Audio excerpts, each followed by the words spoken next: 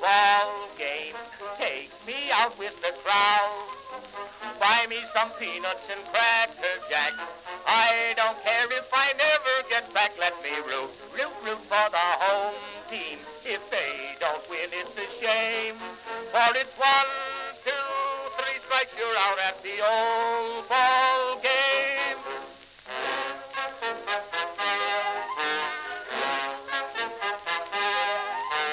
Katie Casey saw all the games, knew the players by their first names, told the umpire he was wrong all along, good and strong. When the score was just 2-2, Katie Casey knew what to do. Just to cheer up the boys she knew, she made the gang sing this song. Take me out to the ball game, take me out with the crowd. Buy me some peanuts and cracker jack. I don't care if I never get back. Let me root for the home team. If they don't win, it's a shame. For it's 1, 2, 3 strikes, you're out at the old ball game.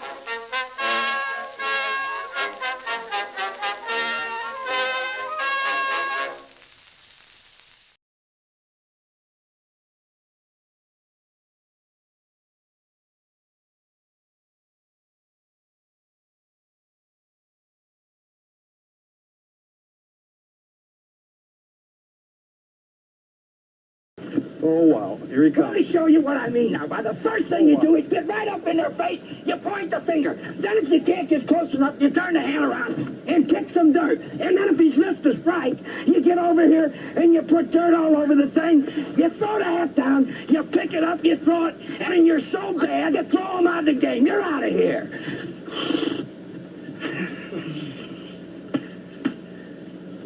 That's the way a major league manager should. I learned something, buddy boy. All right. O-R-I-O-L-E-S. Magic, magic, magic, magic. Orioles magic, magic. Greetings, everyone, and welcome to live coverage of Orioles baseball. At least we hope. Where this afternoon, the Baltimore Orioles will be playing the Pittsburgh Pirates in Grapefruit League action. We are at the home of the Pirates. What do they call this place? Lecom Park in Bradenton, Florida, folks. How you doing, everybody? It's your old pal, the BirdWatcher here. People call me BW for short, and that works for me. Folks, Trevor Rogers has been named the opening day starter for your Baltimore Orioles, and today he's going to get what I believe is going to be his next to last tune-up. Hopefully we're going to see him go 5 innings, maybe 5 and change. And, yeah, he will take the mound against the Twins when things start to count. Opening day. Can't wait, folks. We are less than 2 weeks away, and it is coming up fast. There is one note I wanted to share here at the top of the show. I did say on stream yesterday that this was directly reported from Rock Kabatko, at least, or maybe it was Jake Rill, one of two reliable sources for Oriole News, reported yesterday that Ryan Mountcastle was okay and that he would be back in the lineup for this game here today, and he is not. There's no information to follow up on why he's not in the lineup today, but I guess he needs one more day, but it would be nice to get some clarification on that. They made a point to tell us he would be in this game, and he is not. So we need an update on Mr. Mountcastle, who's been having a nice spring. They already took the x-ray on his hand, the day it happened. It isn't broken. But again, they made a point to tell us that he would be back today, and he is not in the lineup. Don't know if he's in the squad, but I have to think no. Either he's fit to play or they're not going to use him at all. Trevor Rogers will start the game. There are a few others that are scheduled to pitch. They include Dietrich Enns, who needs a good showing today, Yeremil Geraldo, Hans Kraus, and Anoli Paredes will pitch today. Zach Eflin's going to start tomorrow evening's game against the Yankees, and Kyle Bradish will start the Monday evening game, which we'll be able to show here on the channel, against the Red Sox. So yeah, tomorrow evening's game, folks, I just put a community post out about it. There is a conflict in schedule, and wouldn't you know it, the one day in this 2-week period of the World Baseball Classic where a World Baseball Classic game and an Orioles game overlap. And it just so happens to be when the Orioles are playing the Yankees. And it also just so happens to be the first night game for the Orioles in spring training. This is tomorrow. I believe first pitch for the Orioles and Yankees is at 6:05 p.m. and the World Baseball Classic is at 8 o'clock. So I will not be formally calling Orioles versus Yankees. What I'm going to do is set up the event for the World Baseball Classic, go on an extra half hour earlier. So it'll be 30 to 45 minutes of pre-game show, which will basically be spent monitoring what is going on with the Orioles and Yankees game, catching up on the game and just sort of tracking it instead of traditionally calling that one. Okay, it's the best I can do. I don't want to completely toss out the Orioles and Yankees whenever they play each other, but I have to take priority on this. It's a tough call, but we're going to have USA against Dominican Republic. We're not going to miss a pitch of that, mainly because if we call the Orioles game and jump over to this USA game like in the third or fourth inning, it could already be 8-0 Dominican Republic. You know what I mean? I don't know. I want there at least to be a game for some amount of time for this semifinal matchup between the U.S. and Dominican Republic. Maybe I'm being slightly pessimistic. I don't know. That lineup for the Dominican Republic is so damn good. Right. It is now the top of the hour. It is midnight here. It just became the 15th of March. We are one day closer to opening day, folks. I am anyway. You're another 11 hours away from one day sooner. 1 p.m. back on the East Coast. Yeah, on a Saturday. It's now Sunday here for me. 1 after the hour. Okay, here's the deal. Here's the deal, people. I'm not going to freak out. Promise me you're not going to freak out. It has become a tradition at this point where the start of these spring training games is going to be affected by a lack of an ability to find a working stream. But it's been the same process pretty much every single stream here lately, which is can't find the game until maybe the bottom of the first inning. Usually about a half an inning until I finally get a game working. It looks like I got the game up here. Let's hope this works. Maybe, yeah, I mean, it's right there. There's Ryan Ripken. All right, fingers crossed. This is my my primary stream. Let's hope this works.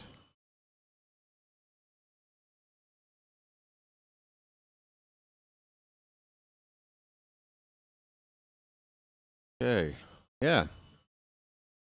HD quality, no, but I just want the stream to work and I want to see the first pitch instead of having some issue. We might actually call this game without any issues, folks. That's when you know you're getting close to opening day. When you can go the entire stream without a problem. All right. Boy, I look like I have jaundice or something. Normally, I'm too pink with this lighting. Now I look almost yellow on the screen. Folks, I look unhealthy, even by my standards. Let's see. The light remote. Does this help? All right, now I look, I don't know how I look. How's that look? Kind of bright. I know that's bad. All right, this one, we'll go with that. We'll go with that. How you doing, folks? Charm City chat. We've got some baseball here. First pitch coming up in just a couple of minutes. Chow is here. George, Phantom, Slater, Birdman. Is this going to catch on now? I saw this in my Discord. Who was it? Slater? Yeah, Slater. What happened to your avatar? You've got like a plain little S there. Didn't you used to have that same little avatar that you have in the Discord? Yeah, so I'm Birdman now, huh? I don't know. Wasn't that a movie with Michael Keaton from like 10 years ago? Birdman. You down with CCC? Come on, Charm City chat, let me hear it. To all the ladies, CCC means something different. The first initial's the same, but the last is something different. It's talking about my Charm City chat. It's where all the Oriole fans are at. Yeah, that's right. We're a bunch of freaks. We like to watch our baseball. We like to take leaks. And I hope we go on a streak. Using a new account to help boost your algo. I'm Birdman now, bro. Get used to it. Birdman. Well, it doesn't sound insulting, I guess. Honestly, you know who Birdman is, Slater? I think Albarnez needs some kind of bird nickname. Because the more I look at Albarnez when he's sitting there, you know, either in the dugout or just here in the spring on a folding chair, the way he just like chews gum or sunflower seeds or whatever, it just like his neck, his nose, this just like the profile side of his face, he looks like a bird to me. Albarnez does. Watch him. Take a long look at him next time you get a chance. He just has this bird type of look to him. You'll see it. So yeah, I think Albie's Birdman, but I'll take it. All right. So the starting pitching matchup again, Trevor Rogers, opening day starter, making a start here today. He'll be up against a right-hander for the Pirates named Carmen Mlodzinski. Mlodzinski has had a decent start to his spring. Unfortunately, the information, there it is, 2-0 record, and it just went away because first pitch apparently is already coming. Taylor Ward. So the lineup real quick for the Orioles. Leading off playing left field, Taylor Ward. Adley Rutschman will bat second and do the catching. Pete Alonso will hit third and play first base. Colton Cowser is in the cleanup spot playing center field. Blaze Alexander is at shortstop. He's batting fifth. Jeremiah Jackson at second base will hit sixth. Dylan Beavers hits seventh and plays right field. Brian Ramos, the DH, hitting eighth. And Weston Wilson will bat ninth and play third base. All right. I'll go over the Pirates lineup between innings before they come up to hit. Defensively for Pittsburgh, Reynolds in left, Mangum in center, O'Hearn in right, Triolo at third, Gonzalez at short, Brandon Lau at second, Horwitz at first, Henry Davis behind the plate. All right, folks, first pitch of the ball game, Ledzinski to Ward, and it is fouled away. We are underway with Orioles baseball. Taylor Ward. He's featured in 10 spring games so far. He's got one home run, batting .250. This ball's hit on the ground. Backhanded at short, but Gonzalez slips. Nick Gonzalez, fresh back to the Pirates after playing with Team Mexico. There is some muddy dirt out there in the infield. And you can see where Gonzalez, boy, that's dangerous. His cleats got caught in some mud. He appears to be okay, but that could have caused an injury. Watch out, infielders. That infield dirt is not dry. It is wet and clumpy. Got to be careful. Adley Rutschman will come up. So Taylor Ward on at first base. You have to give him an infield hit there. Rutschman with a count of 1-0. And he fouls the next pitch back. I got to get this scoreboard looking okay. Stand by for that. Just a moment.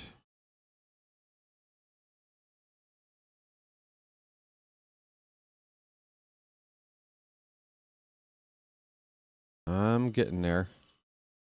Rutschman pops this one up third base side, and it's going to get into the crowd. Okay, over here now. I'm over here now.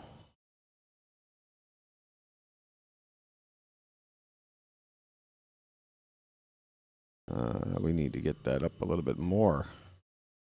About there, okay. All right, 1-2 on Rutschman.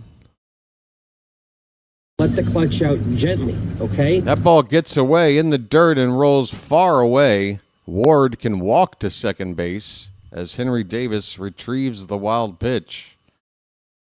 2-2 the count on Adley. With a runner at second, nobody out here in the top of the first.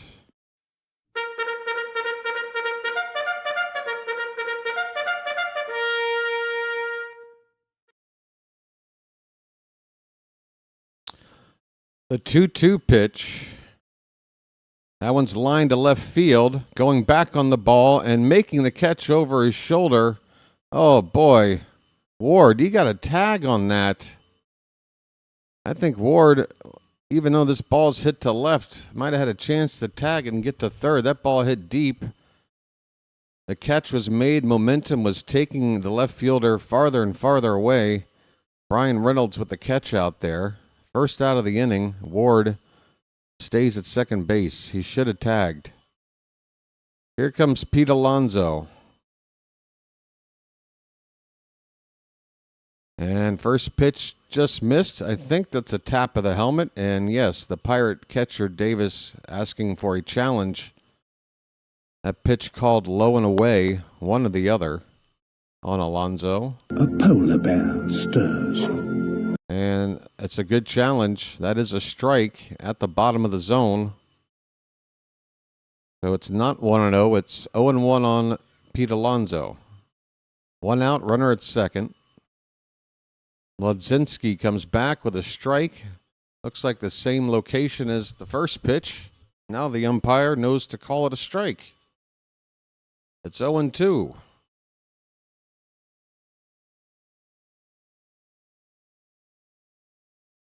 Lodzinski with a look at Ward at second, and the pitch that gets away all the way to the backstop. Ward can walk to third. Unbelievable. So he does get to third base with one out and a chance for Alonso to drive him in without the benefit of a hit. Two wild pitches here in the inning. And Davis, boy, we got to talk about this guy. This guy has been an absolute bust as a catcher. He is hitless in the spring, and I'm not saying it's entirely his fault for these two wild pitches, but neither of them were blocked with any amount of success. Both pitches getting way far away. The count now even at 2-2 on Alonso. Here comes the pitch. That's hit on the ground, foul, third base side. Yeah, Henry Davis wasn't he like a number one overall pick or close to it for the Pirates maybe 5 years ago now? They've been waiting for this dude to develop, and I don't think it's going to happen for him. 2-2 pitch fouled back. We'll do it again. Every year, it's the year for Davis to figure it out. And so far this spring, I mean, I haven't been watching him myself, but again, hitless at the plate. I think 0 for 17.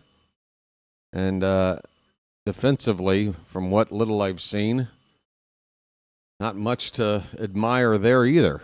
Foul ball from Alonso. It's still 2-2. Come on, folks.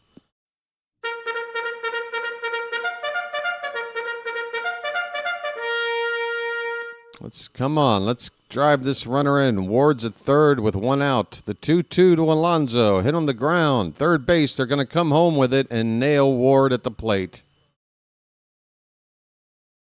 Pittsburgh had brought their infield in. Ward broke for the plate on contact. Triolo at third base with a one-hopper. A strike throw to the catcher, and it was not close. Probably not smart to run on contact with the infield in. 2 down, runner at first base. It's been a sloppy top of the first from both teams. Here's Colton Cowser. He looks at a breaking ball for a strike. The milkman. Let's get some cows up in the chat, folks. 0-1 on Cowser. Pitch. Swing and a miss. He chased one outside. It's 0-2. What happened to this inning? We got a runner on. We got 2 wild pitches. We had him at third base with less than 2 out, and now there's 2 out and a runner at first. And an 0-2 count on Cowser. The pitch. Check swing. Did he go? He did. Cowser down on strikes. And that inning sucked. Big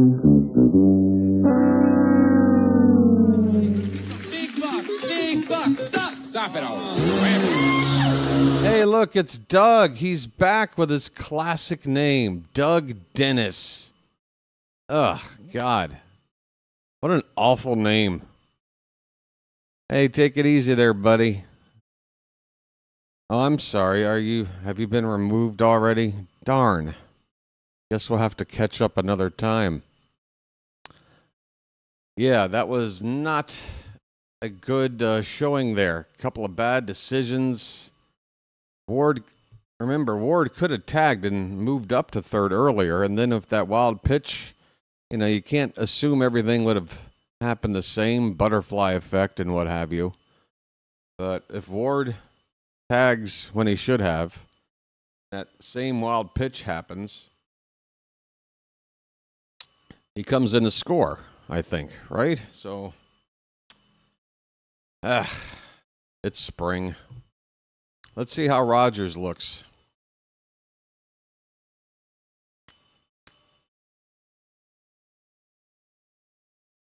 Good work, Phantom.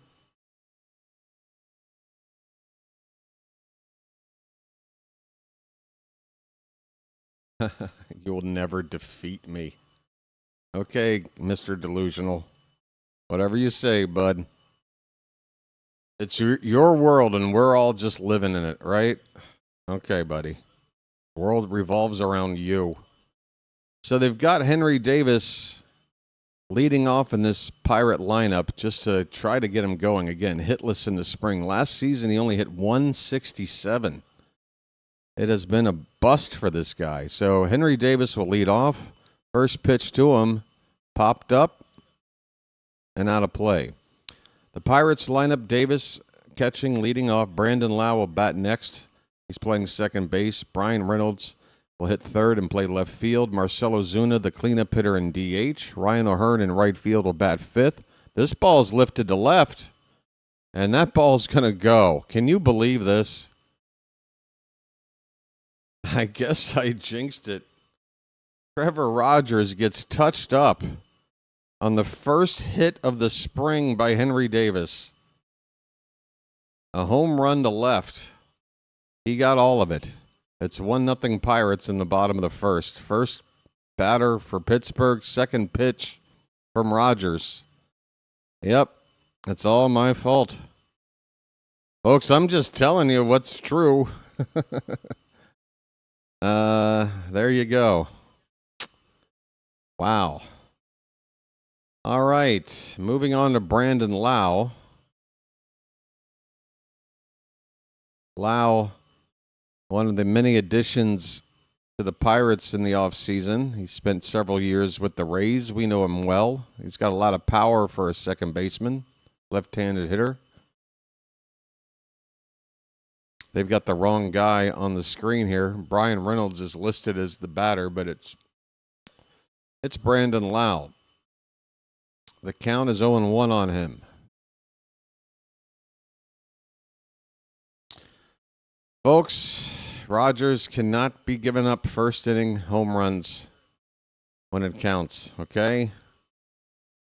This ball's popped up to right. This is a routine pop-up for Beavers. He'll make the catch, 1 down in the bottom of the first.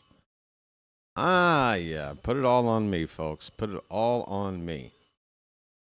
It's his first hit of the spring. What do you want me to do? Not tell you that he had coming into the game hitless, that he hit 167 last year. He's been a bust. He looked terrible trying to block pitches behind the plate in the top half of the inning. 2 wild pitches. What do you want me to do? Folks, if you want to watch something that tells you what you want to hear instead of the truth, just turn on the news somewhere. If you're brave enough to live in reality, then you can hang with me. Brian Reynolds now at the plate. Switch hitter batting from the right side. First pitch was a strike, and the next one is low. 1 ball and 1 strike on Reynolds. Oh, wait a minute. What happened to Lau? How did Lau make his out? There's a swing and a miss, a ball and 2 strikes. Did I miss? Oh, no, yeah, fly ball to right. Okay. Beavers with the catch. Short-term memory, folks. 1-2 pitch, check swing, they appeal. No swing for Brian Reynolds.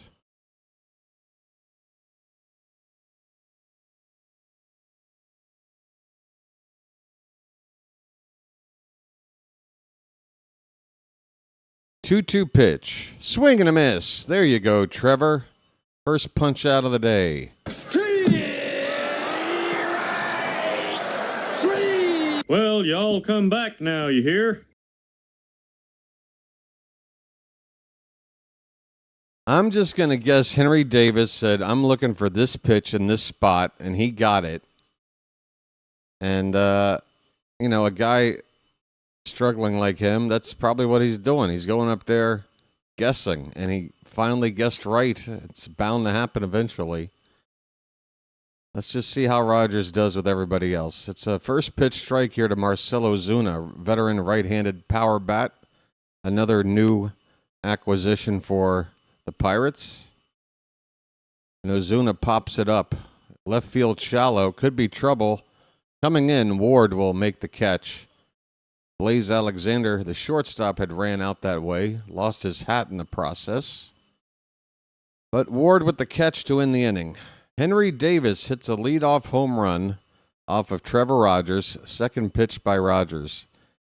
And the Pirates get on the board. At the end of 1, it's 1-0 Pittsburgh. Rogers' spring ERA. Well, now that he's made the third out, Michael, his ERA is now at 1.50. I know, it's time to just say enough with Trevor Rogers, right? Davis got a changeup. He was probably looking fastball. Yeah, and that changeup was kind of up. Wasn't the best spot from Rogers. Scotty boy, how you doing, buddy? How the hell are you? Baltimore will be sending up Blaze Alexander, Jeremiah Jackson, and Dylan Beavers in the second inning.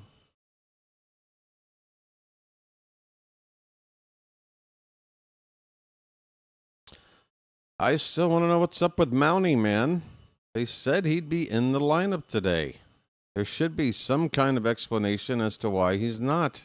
You don't report that he will play, and then he's a no-show, and then don't follow up. Hey, by the way, Enrique Bradfield Jr. has been reassigned to minor league camp. Bradfield got into the lineup yesterday, hitting 9th in the order, and didn't do much in that one. Really didn't have a very didn't have much of an impact with the team in the spring for Bradfield. Didn't get a whole lot of chances to play, to be honest. I think about 11 at bats. Just the one hit, I think. Blaze Alexander will lead it off. First pitch he swings at, it's to right field toward the foul line. Long run, and the catch is made right at the line there in right field by Ryan O'Hearn. Wouldn't be able to tell you without a replay and a certain angle whether or not this was technically a fair ball or a foul ball. It looked like it would have dropped maybe just a less than a foot foul had it dropped. Jeremiah Jackson looks at a first pitch strike. Jeremiah was a bullfrog. Nice to see you in the lineup. Playing second base. I'd like to see him get some reps there. Pitch from Ledzinski is low and away. 1-1 on Jeremiah.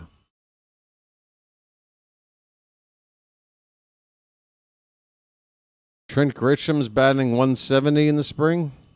Oh, he'll be fine. Another one low and away at 96 miles an hour. It's 2-1 on Jackson. One out, nobody on, top of the second. Pirates lead it 1-0. Swing and a miss. The count is 2-2.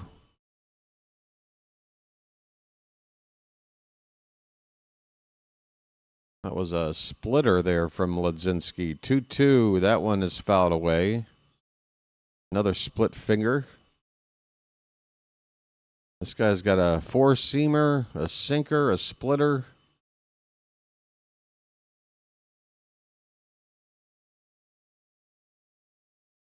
The type of pitching arsenal that I hate to face when I'm playing the show. Jeremiah with a check swing, but he went around and he strikes out. 2 down in the top of the second. What do I think about DR versus U.S.? I think the U.S. Are going to have to play balls out. Paul Skeens needs to be on.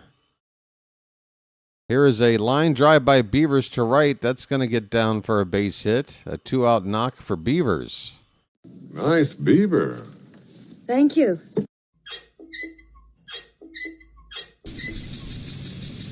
Beavers sees a pitch. Yeah, it's going to come down to Paul Skeens holding the Dominican team down, and then Mark DeRosa's bullpen usage, which... Yeah, say what you want about that. Here's Brian Ramos. First pitch is ball 1.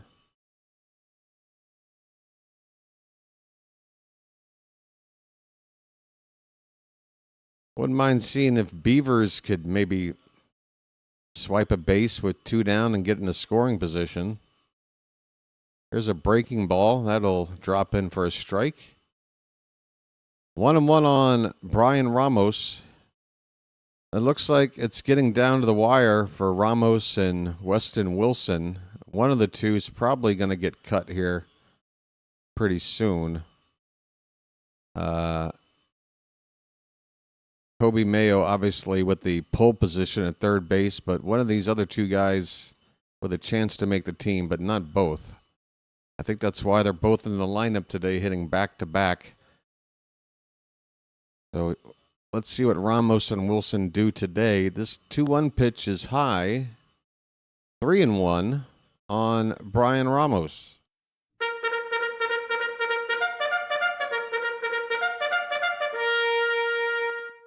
Beeve Finley. Beeve Finley. That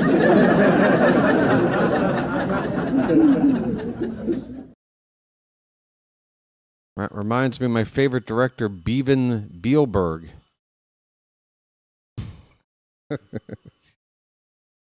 Oh, boy. 3-1. Opposite field, base hit by Ramos. Look at that swing. Beavers will motor to third. 2-out rally here, cooking for the Orioles. First and third after the opposite field base hit by Ramos. That was a nice piece of hitting. Folks.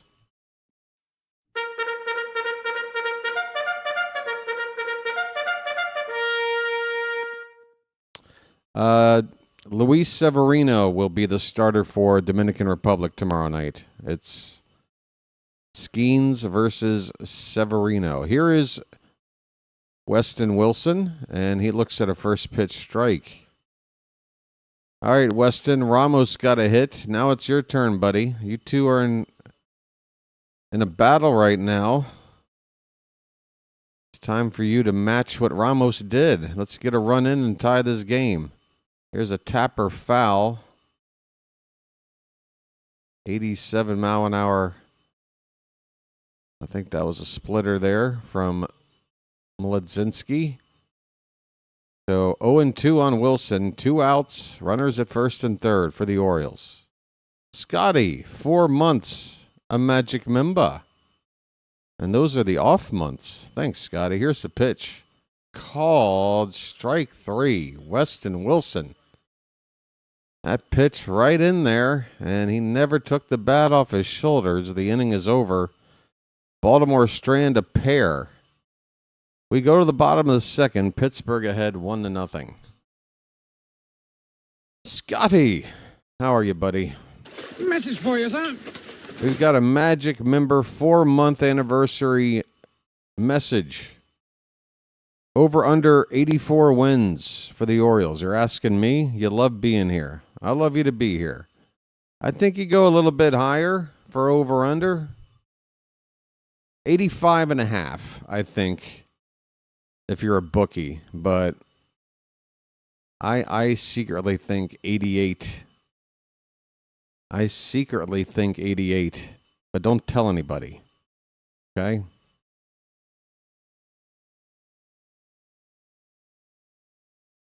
Ryan O'Hearn will come up to lead off for the Pirates, our old buddy. Tyler O'Neill should be making his way back to the team from Team Canada.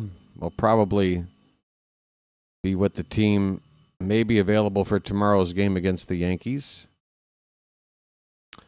Yeah, anything in the 90s would be sweet. Because then you know we're possibly going after a division title. But upper 80s, you're in the playoffs. Over under 90, look, I'm optimistic. I want to say the over, but if you're telling me I got to put something on the line, which I don't want to do,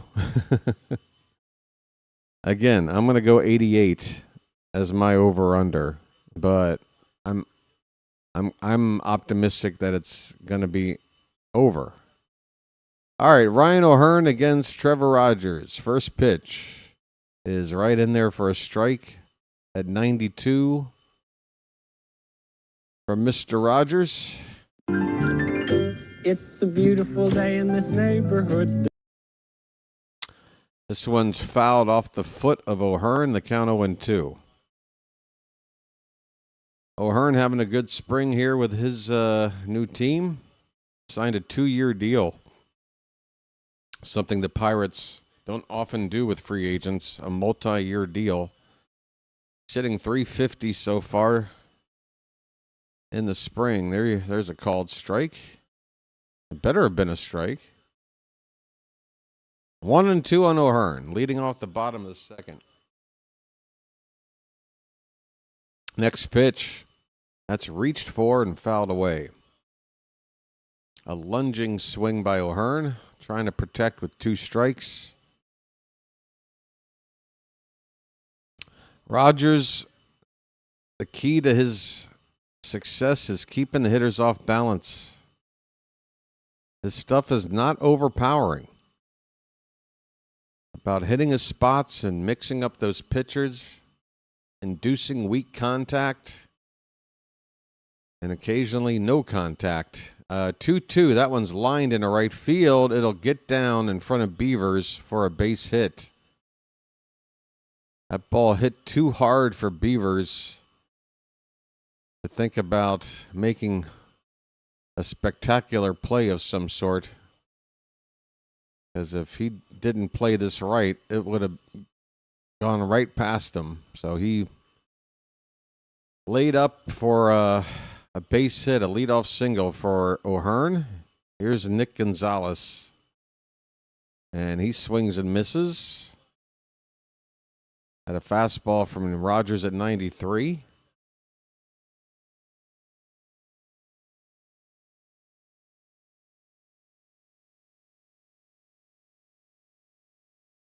The 0-1 pitch is hit in the air. This could be a little duck snort, and it is.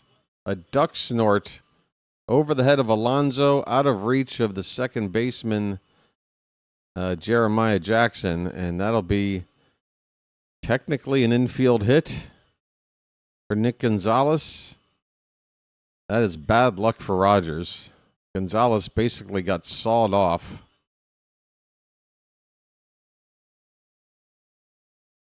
If you can make a batter have contact that weak, you take it every time. But unfortunately, that one just dropped in a magical spot for the Pirates. 2 on, nobody out for Horwitz. First pitch he goes after, center field. Hauser gonna throw a seed to third base, and it's cut off by Blaze. O'Hearn does not attempt to make it to third. So big first out for Rogers, keeping the runners at first and second.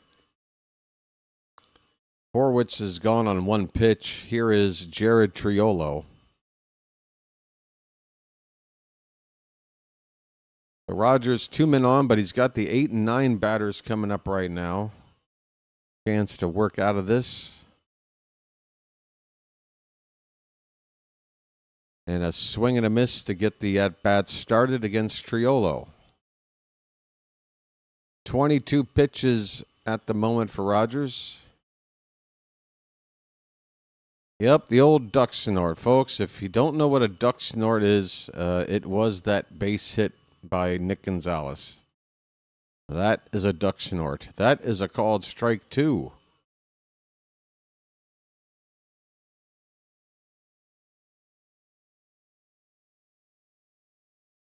Folks, if I ever start my own multimedia company, I think I'll call it Duck Snort Sports Network. Foul back, still 0-2 on Triolo. Not to be confused with duck snot, which is disgusting.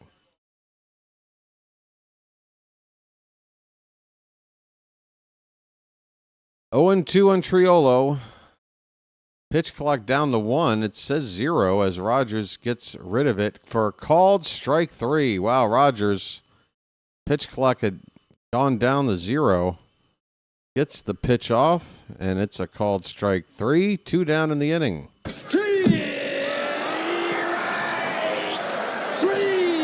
Well, y'all come back now, you hear? Yeah, I don't think you can copyright it.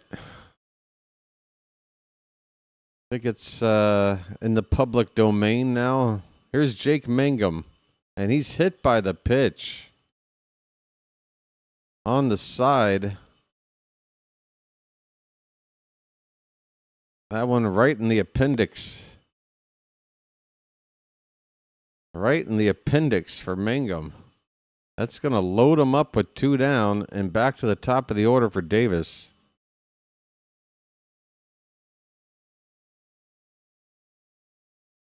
Yeah, Fangraphs, Schmangraphs, Fangraphs, Pacoda.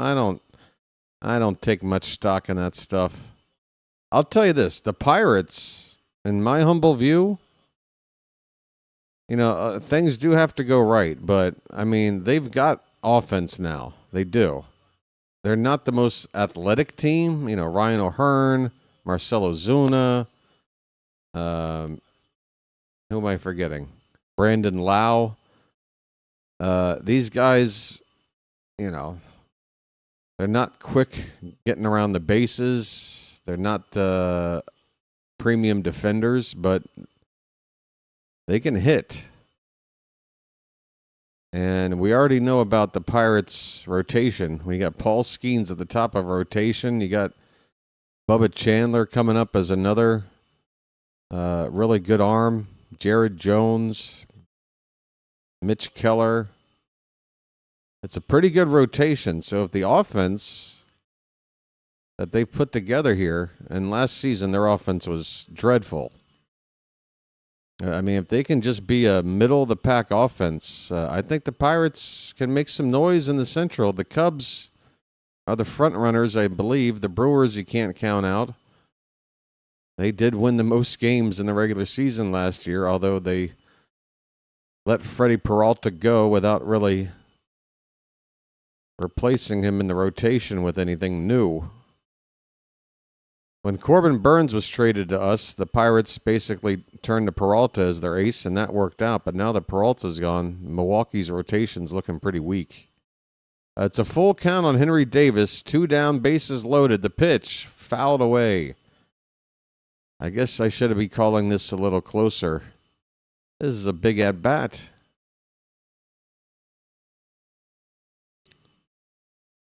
The runners will all be off with 3-2 on the batter and 2 out.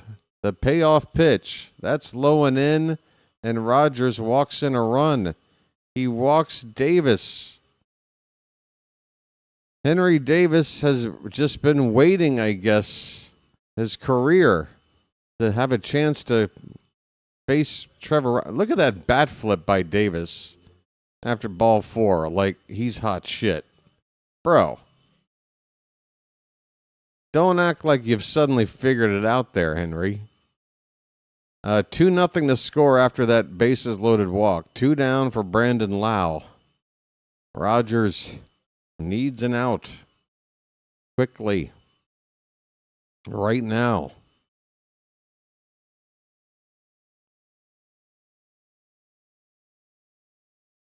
Ground ball to second. Should get us out of the inning. Jackson with a routine throw to first, and that'll do it. The Pirates leave them loaded, but they do score their second run of the day. They've scored 1 in each of the first 2 innings. On to the third, 2-0 Pirates. Eesh. I think the Yankees will have a tougher time getting there simply by having tougher games versus the Orioles. They walked on us last year, but we're going to be tougher this year. You're damn right. Ain't no cakewalk when the Yankees play us. AL East is going to be logjam at the top. Yeah, absolutely, Slater. I think, when you're talking sports, everyone's got a difference of opinion, but I feel like if there's one thing every baseball fan who's paying at least a little bit of attention is agreeing on, it's that 4 teams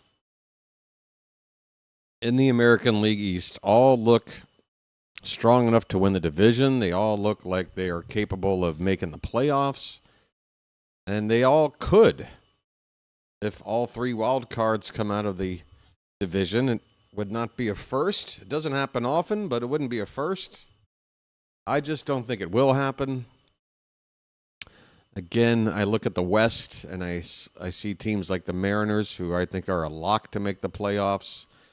Probably going to win that division, but you got Houston. You can't count them out to probably win games in the upper 80s. I think they could take one of those wild card spots, or maybe even a surprise team like the Rangers, or even, dare I say it, the A's. A's have an incredible offense, folks. If they can patch together some decent pitching, those are probably my surprise teams from either league. The Pirate. I mean, it's not really a surprise, I guess. Again, if you're paying attention, it's not a huge grand leap. But I think the Pirates are your surprise team in the National League this year. I think they're going to take a nice jump. And I think the A's are going to play above 500. Maybe fade out, down the stretch and finish something like 82-80 or something. But I think they might have a winning record. Here's a check swing. The batter did not go. It's 2-1 on Taylor Ward. We're in the top of the third, and the Orioles have the top of the order up against Carmen Mladzinski. The 2-1 pitch fouled back. That was a 94-mile-an-hour fastball.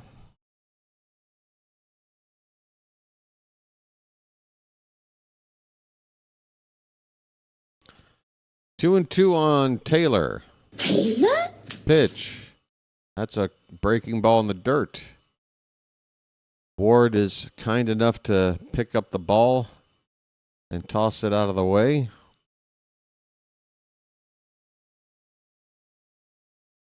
So Ward leading off. Working the count full here.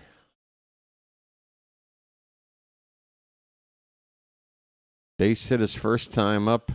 That one's line foul out in front of that one. That was a splitter.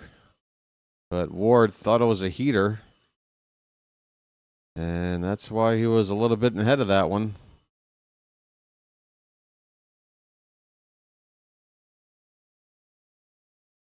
Another 3-2 pitch. That one's lifted and going to drop into shallow center field. Ward is 2 for 2. Leadoff single, the Orioles. It's time to rally, folks. Come on. Taylor?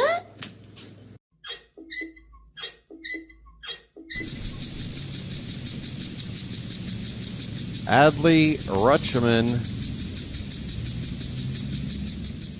Pop that clutch, Rutsch. Let the clutch out gently, okay? Pop it. Pop it like it's hot. First pitch to Adley. That one is hammered to right. Going back, looking up. That ball is off the wall. Ward will go all the way around to score. Rutschman. Oh, it is a home run. They have now ruled it a home run. Folks, bye-bye birdie. A delayed home run call. Rutschman just clears the wall, the yellow line in right. And the Orioles have tied it up just like that. It's 2-2. It bounced off the top of the yellow line and then hit the advertising board behind the wall there. That is a home run. Folks, 2-2. It's magic, you know. It's magic. On a magic carpet ride. On a magic carpet ride. You believe in magic. Break out. I do believe that's number 2 on the spring there, Phantom, for Adley. Don't quote me on it, but I'm pretty sure that's number 2. We have a strike called here on Alonso. He challenged it. He thought it was a ball. He lost. It's 0-2 on Alonso. Nobody out in the inning. 2 runs in. The Orioles have tied it up, and there's a call. It's strike 3, and Alonso is wondering what the hell happened there. He's down on 3 pitches, and he wasted a challenge in the process. Not his greatest at-bat in an Oriole uniform. Here comes the milkman. Get them cows up in the chat, folks. Come on, act like it's the regular season. We're getting close. First pitch inside to Cowser.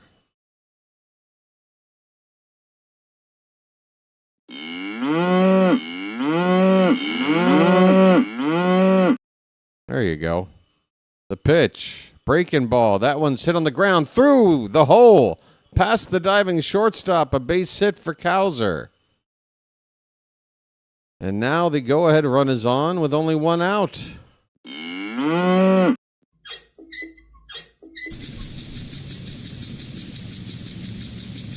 Cowser, that ball hit hard off the bat.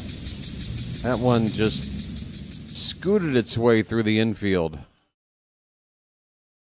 Let's see if Cowser might think about taking off. I got a feeling he might. First pitch, line drive over the glove of the second baseman in his center field. A base hit. Blaze Alexander with a line drive single. And the inning keeps on keeping on. 2 runs in, 2 more on with 1 out. Folks, Blaze. I do believe I'm on fire. I do believe I'm on fire. Mlodzinski getting a mound meeting with the catcher, Henry Davis, after giving up, well, at this point, his 4th hit of the inning. Ward, Rutschman, Cowser, and Blaze. 4 hits with Alonso making an out sandwiched in between. 2-2 ball game, 2 on now for Jeremiah Jackson. And he hits a ball to third. They go to second for 1, over to first, around the horn, double play to end the inning. Ouch. Big buck, big buck. Stop it all.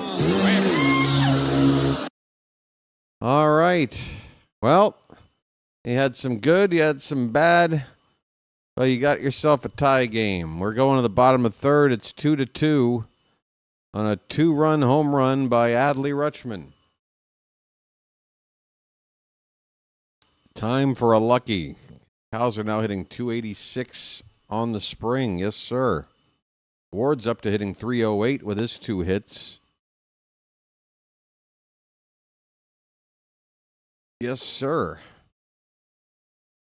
Cows are hitting 286. Oh, my. Can I dream? It's incredibly hot in here today. It's incredibly hot in here. Incredibly hot. Yes, I must say it's incredibly hot in here. If you know the band I'm referencing, let me know how cool you are. It'll be the first time this band's been mentioned. It's incredibly hot in here today. It's incredibly hot in here. Incredibly hot. Yes, I must say it's incredibly hot in here.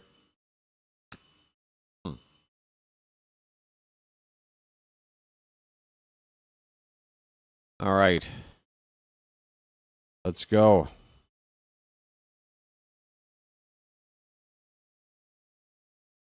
Strider? What are we talking about? Spencer Strider?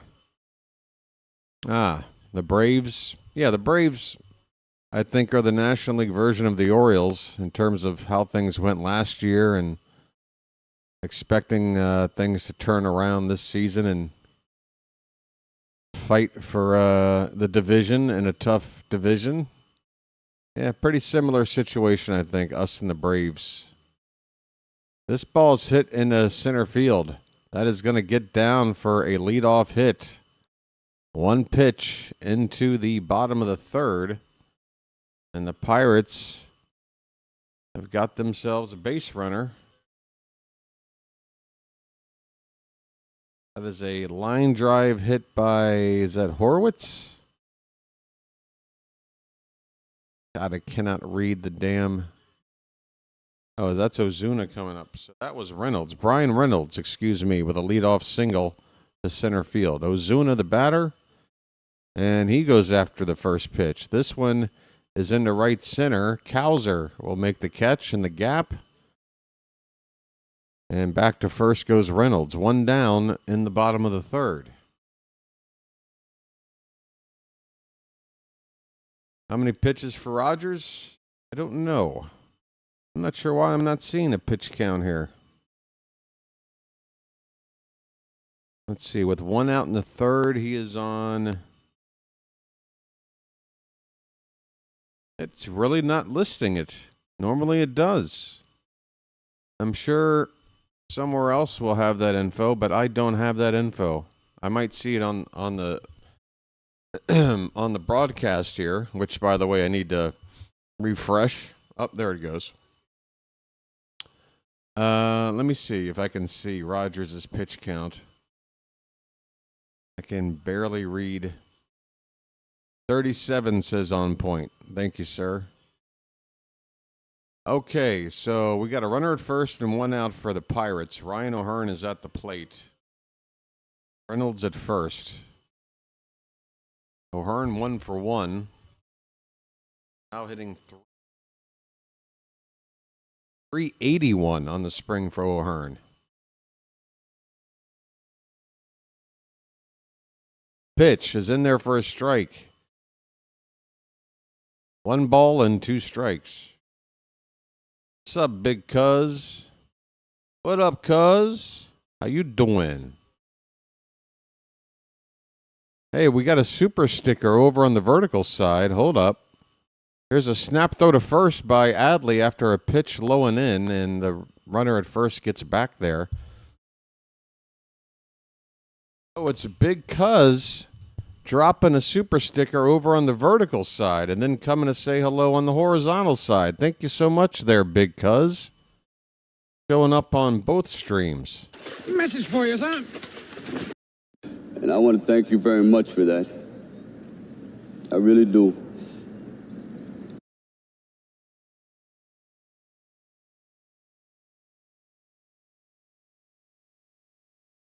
I've got a 2-2 count on O'Hearn right now, but I've also got a frozen game, so stand by.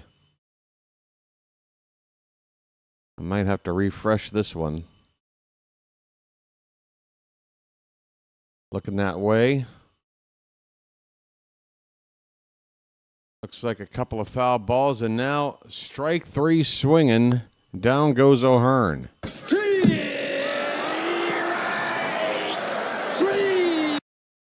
Well, y'all come back now, you hear? Sorry, old pal. Sorry to strike you out like that. 2 down in the inning. O'Hearn chasing one above the zone there. That pitch about at eye level. Here's Nick Gonzalez, 2 down, runner at first. And Rogers will throw over to first base to check on Brian Reynolds.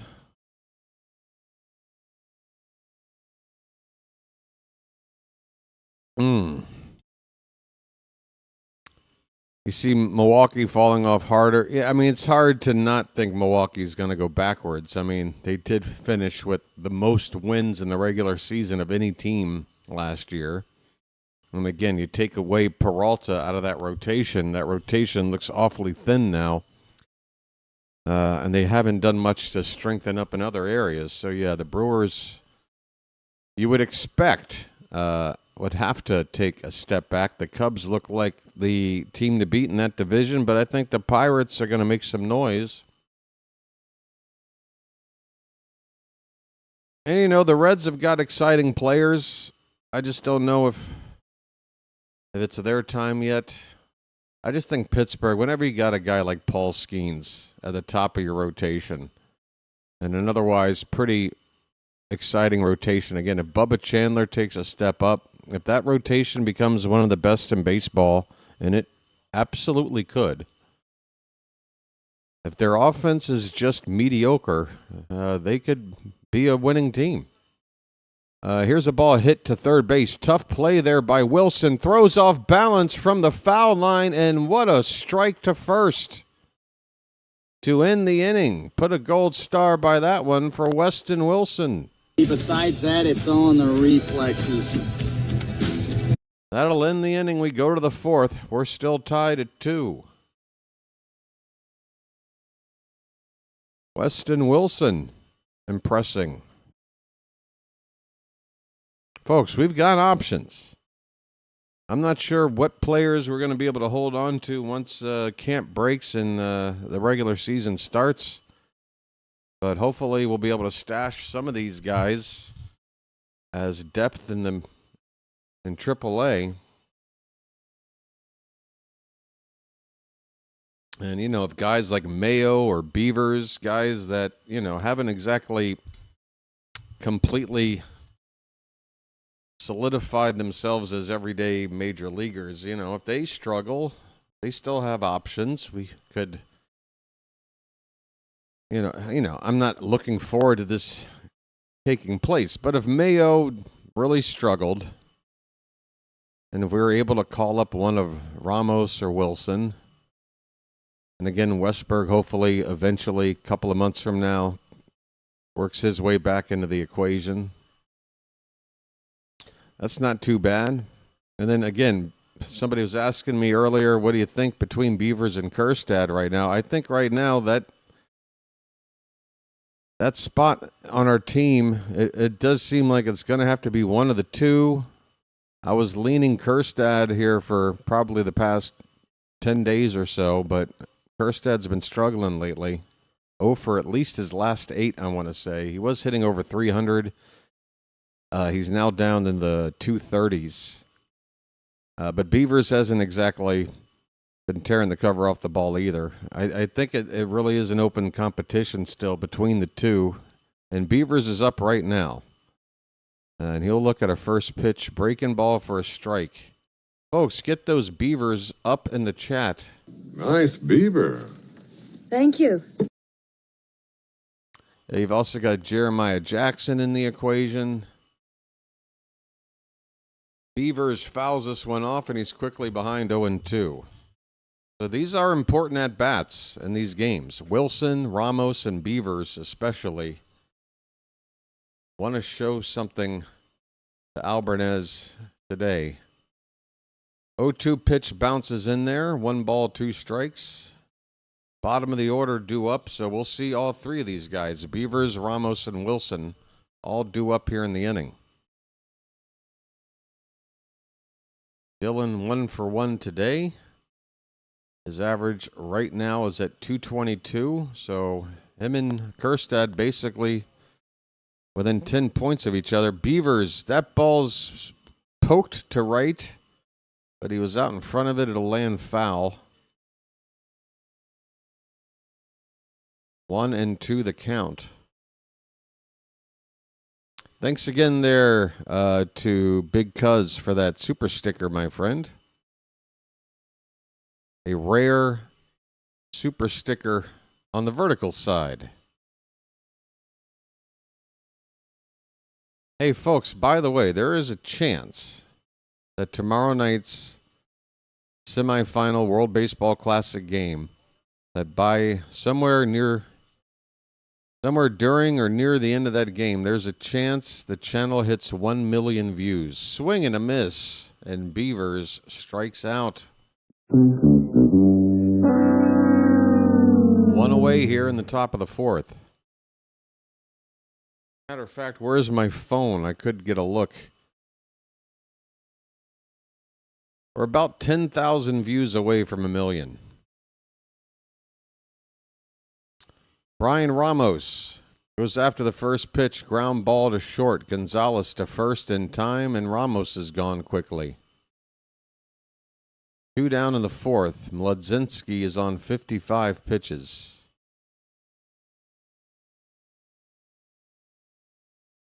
Yeah, that's another reason why I think it's an open competition. Beavers and Kjerstad, you can still stash one in AAA, and if the one that you keep doesn't work out, you can switch her up.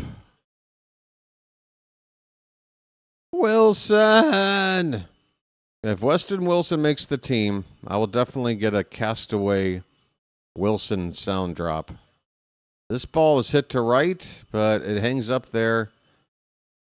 Catch is made by O'Hearn, and the inning is over. So we wanted to see Beavers, Ramos, and Wilson try to add to their case to make the team, and all 3 came up in this inning, and all 3 were retired in order.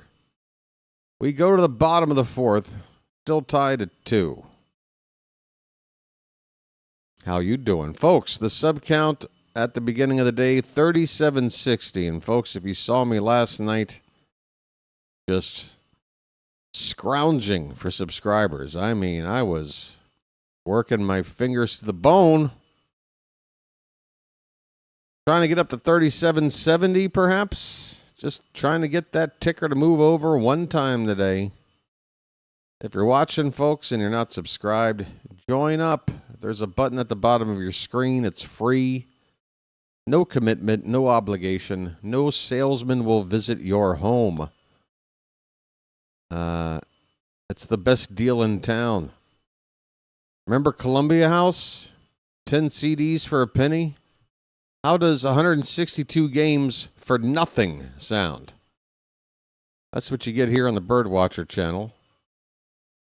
So subscribe. It's better than Columbia House. It is 1 cent cheaper.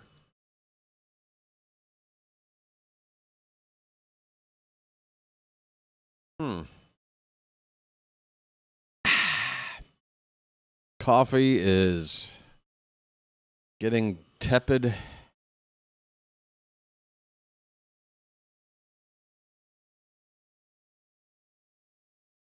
Hello there, Bob. Need to move some players. Too many first basemen or DH dudes.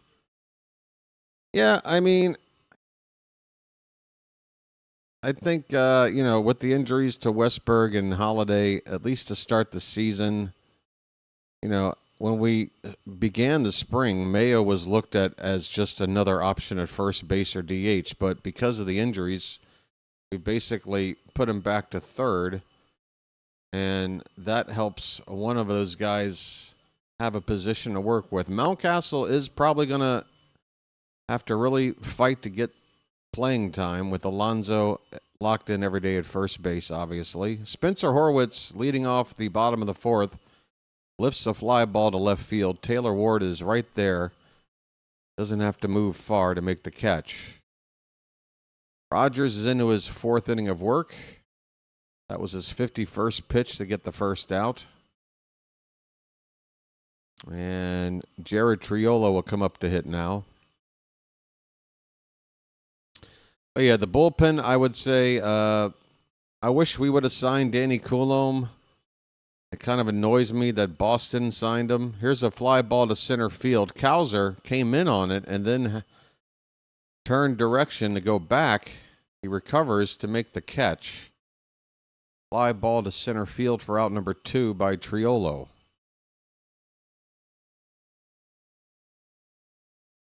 But yeah, the bullpen, I agree. I'd like to see it upgraded, but there's really nothing left in terms of free agent options that's going to make the team, that's going to really move the needle. You'd have to probably execute a trade, which isn't out of the question. Late spring trades, teams addressing needs just before the regular season starts. It happens. It could happen. And we're back. Folks, I had a power outage over here. Everything got tripped. The lights cut out. Everything went out. Honestly, this has not been an issue as common as it has been so far here this spring. What is the deal? This was just, there was a power outage here for a minute, folks. Stand by.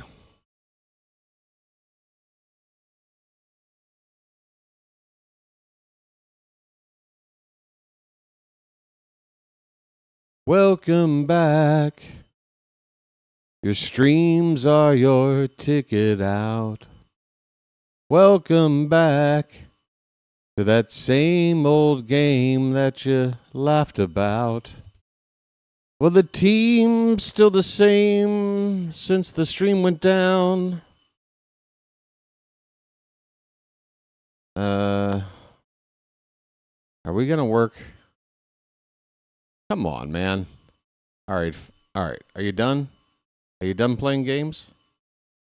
No? I hate you. Why are you doing this, man? Just behave. Just behave. Behave. Oh, behave. Almost back, folks. Here we are.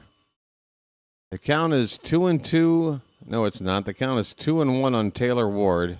Top of the fifth. Nobody out. And Ward hits a ball to right. It'll be caught by O'Hearn for out number 1 in the top of the fifth. So let me make sure I've got everything refreshed. I got to refresh everything, I'm sure. Scoreboard. In-game info. Sub count even needs a refresh. Adley Rutschman up with 1 down. He hit a 2-run homer his last time up to account for the 2 runs today for Baltimore. And the first pitch to him is... looks like it's ball 1. Good grief. We're getting the info back up here, folks. It's almost up.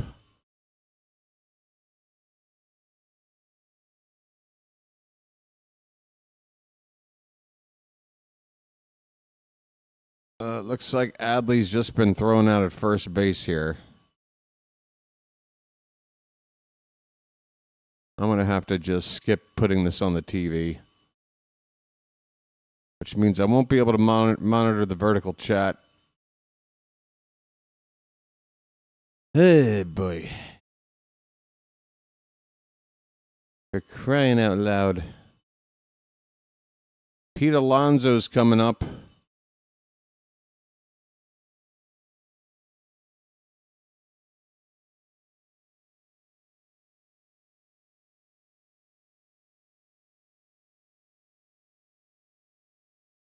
And Alonso appears to have made a third out of the inning.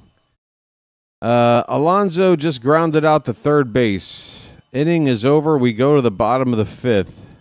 Still 2-2.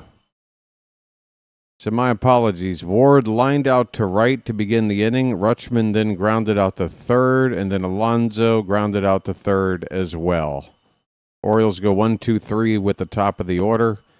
This game's halfway through. Top of the order due up for Pittsburgh in the bottom of the fifth.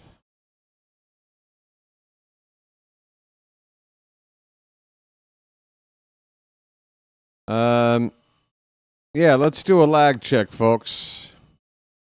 Let's do a lag check after that power outage there. I'll say a number. Please type it into the chat as soon as you hear it. The number is 3. I repeat, the number is 3. Type it in right now. And I hope to see the number in my chat here in 4. Oh, it's already up. Okay. All right, so that's good. We're good on that front. We're all caught up. I do see the ads are getting in the way of the scoreboard. Let me fix that. Oh, so much upkeep. I hate upkeep. Folks, this is why I could never, maintain a car. I was terrible with the upkeep. I'd always wait too long to change the oil or put some air in the tires or whatever. We are in the bottom of the fifth. Rogers on the mound. First pitch to Henry Davis.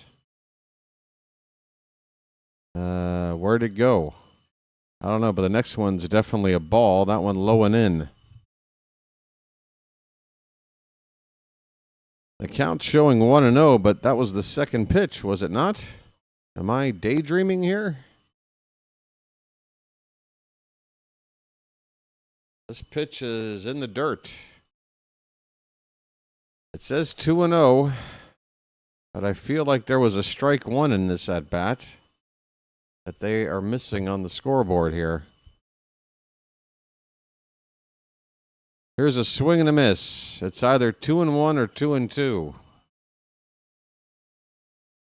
On the batter, Henry Davis, who's already drawn a bases loaded walk and hit a home run back in the first.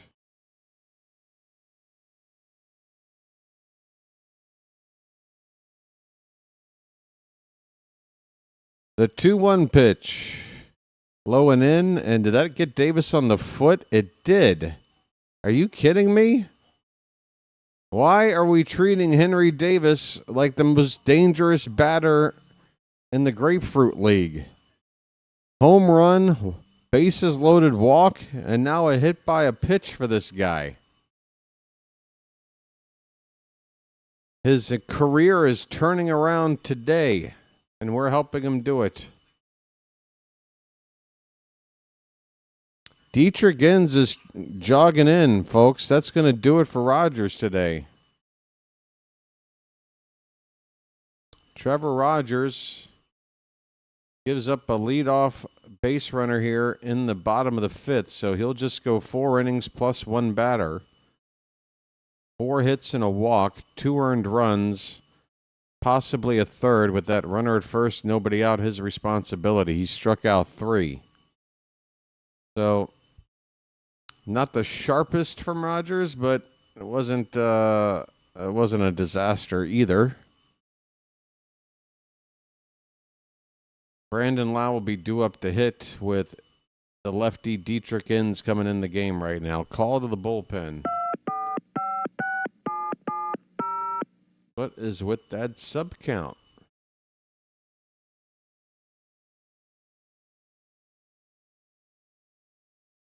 No, I'm not refreshing that. Oh, I see. I got you. I'm on you. Now it'll work. There you go.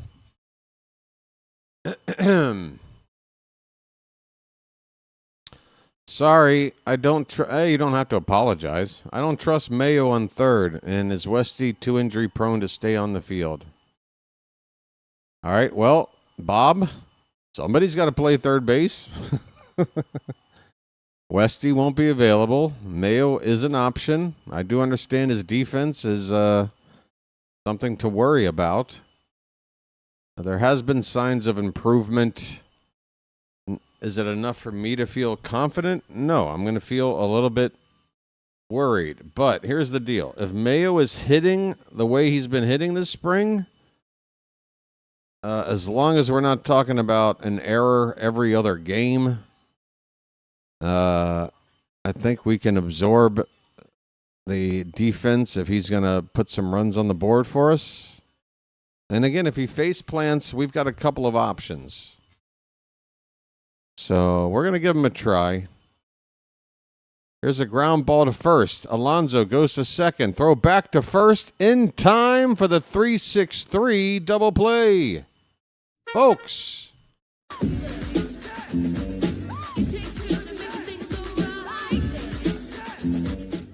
How do you like this? Dietrich Inns, 1 pitch, 2 outs.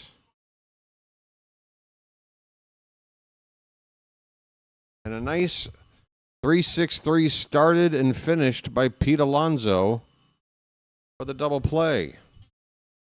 2 down, bases empty. And a first pitch strike here to Brian Reynolds. Switch hitter batting right-handed against Inns.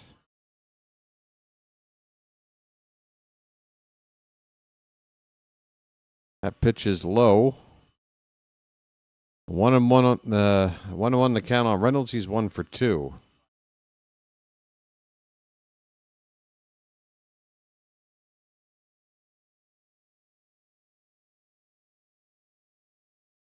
One pitch. That's a breaking ball, chopped foul, left side.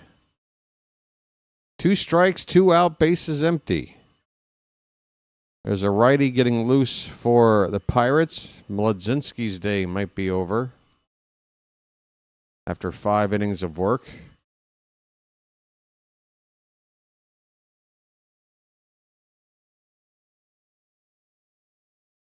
One-two pitch is left high, 2-2.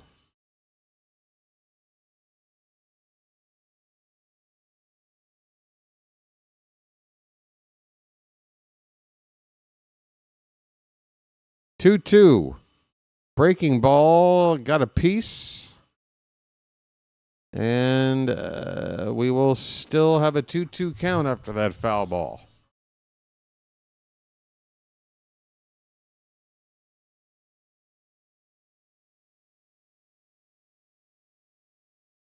Rogers had retired 6 in a row before hitting Henry Davis to start this inning and then coming out of the game. So he did finish pretty strong. He did hit 2 batters today, though. I'm sure that's not going to be a normal thing.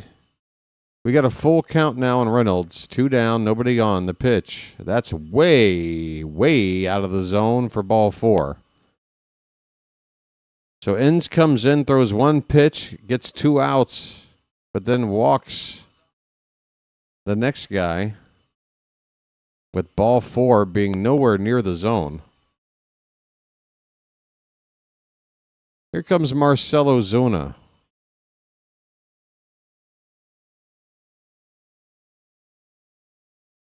And Inns' first pitch to him is low.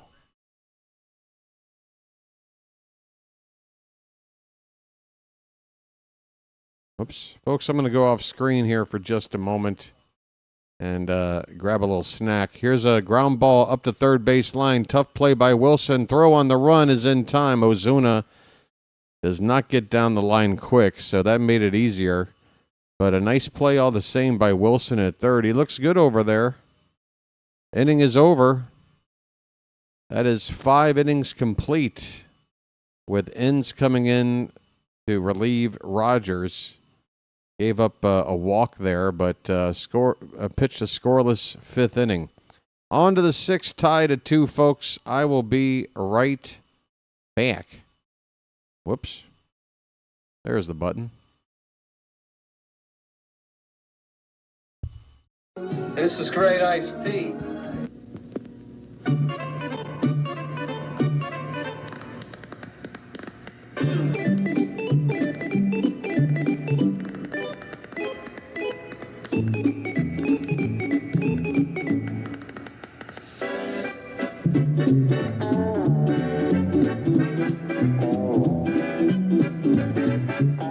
He met a strange friend in the Chesapeake. How about this? Peace, love, dope. Now get the hell out of here. Are there things that make you angry? We're number 1. Oh boy, no, no, no, no, no, no. It's bacon! Swing it up, ass! Yeah!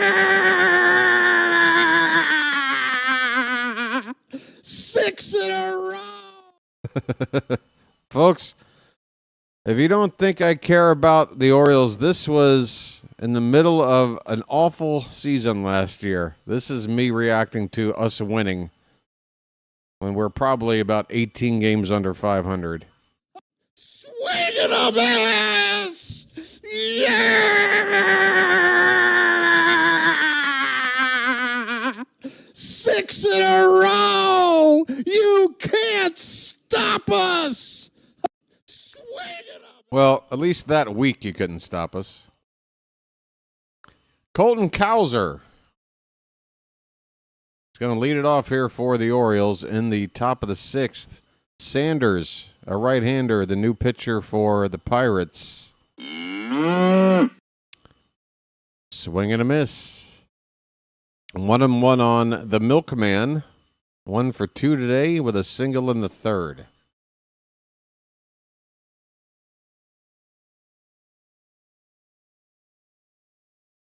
That's a called strike.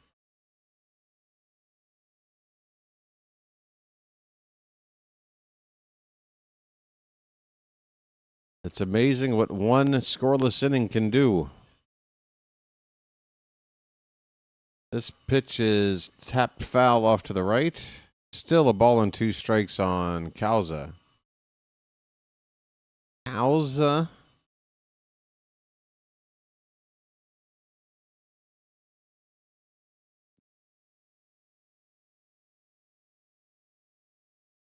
One-two pitch swung on and missed, and Cowser strikes out.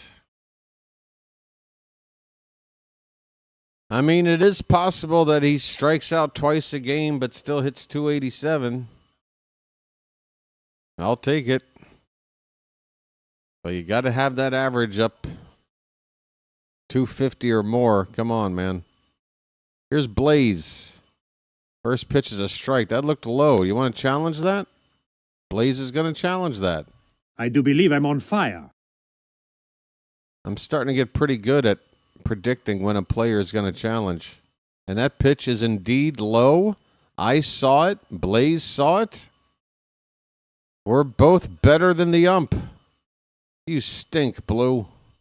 Why don't you wake up and smell what you shoveling? Yeah, I know I'm off screen, George. I'm having a snack. I'll be back. That's a swing and a miss. It's 1-1 on Blaze.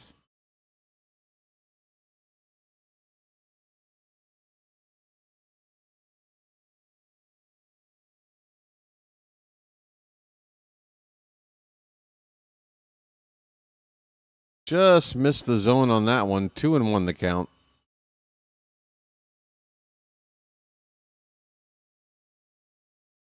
Oh, you're fine, George. You're just trying to help out, thinking there might be another thing that I forgot to. Wouldn't be the first time. That misses. 3-1 on Blaze. A 3-1 bugle, folks.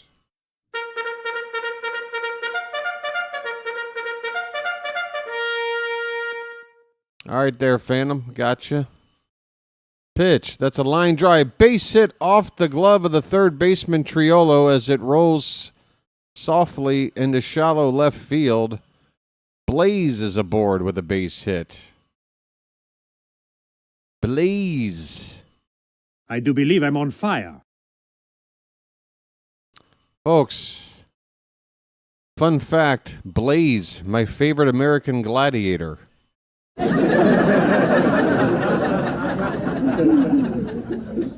Here's Jeremiah Jackson. Jeremiah was a bullfrog. Swing and a miss. That looked like a slider breaking away.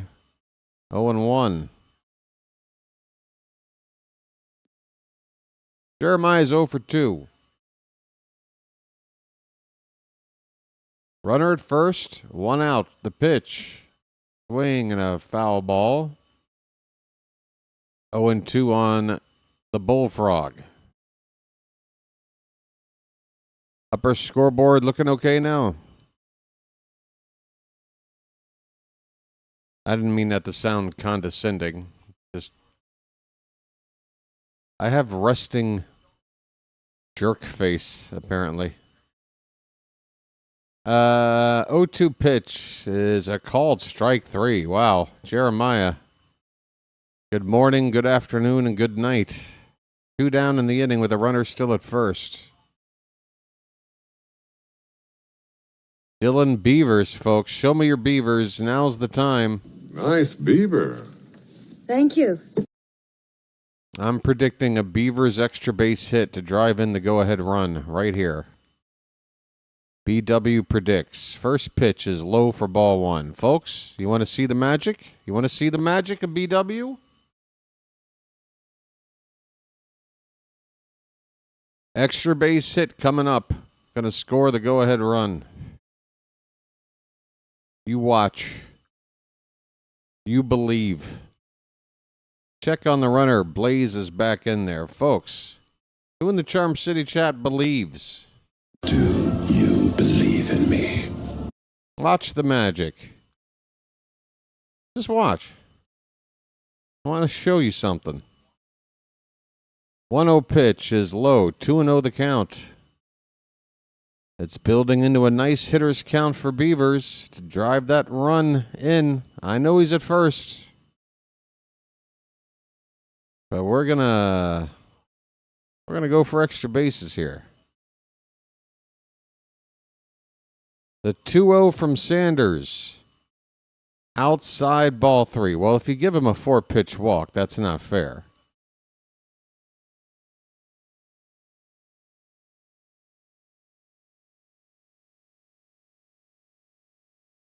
Blaze sounds like a Mortal Kombat character that didn't make the cut. Blaze wins. Fatality. It's 3-0 on the Beeve. Here's the pitch. That ball's crushed to right. Mid is high. Mid is far. And BW is a genius. Bye, birdie. That's what you call calling your shot. Folks, tell me I don't know baseball. Tell me. Tell me I don't know baseball. Tell me. 2-run homer for Beavers. Good grief.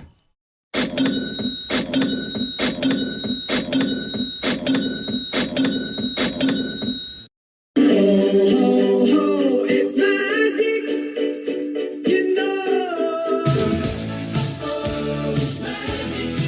On a magic carpet ride. You guys don't know how lucky you are. On a magic carpet ride. You honestly have no clue. No, I think you do. I think on some level you guys do. That's why you're here. For spring training, you regulars, you know, you recognize that there's something special here. This isn't just your run-of-the-mill, who the hell is this guy running a YouTube channel? All right? I've been trying to explain this now. 2 seasons in, about to start season 3. There is something. There is a tether. There is an umbilical cord that stretches from Thailand all the way down to the warehouse in Baltimore. Okay? There's some weird connection. I don't have this in any other aspect of my life. I'm trying to explain this. I'm not trying to act like I'm hot shit.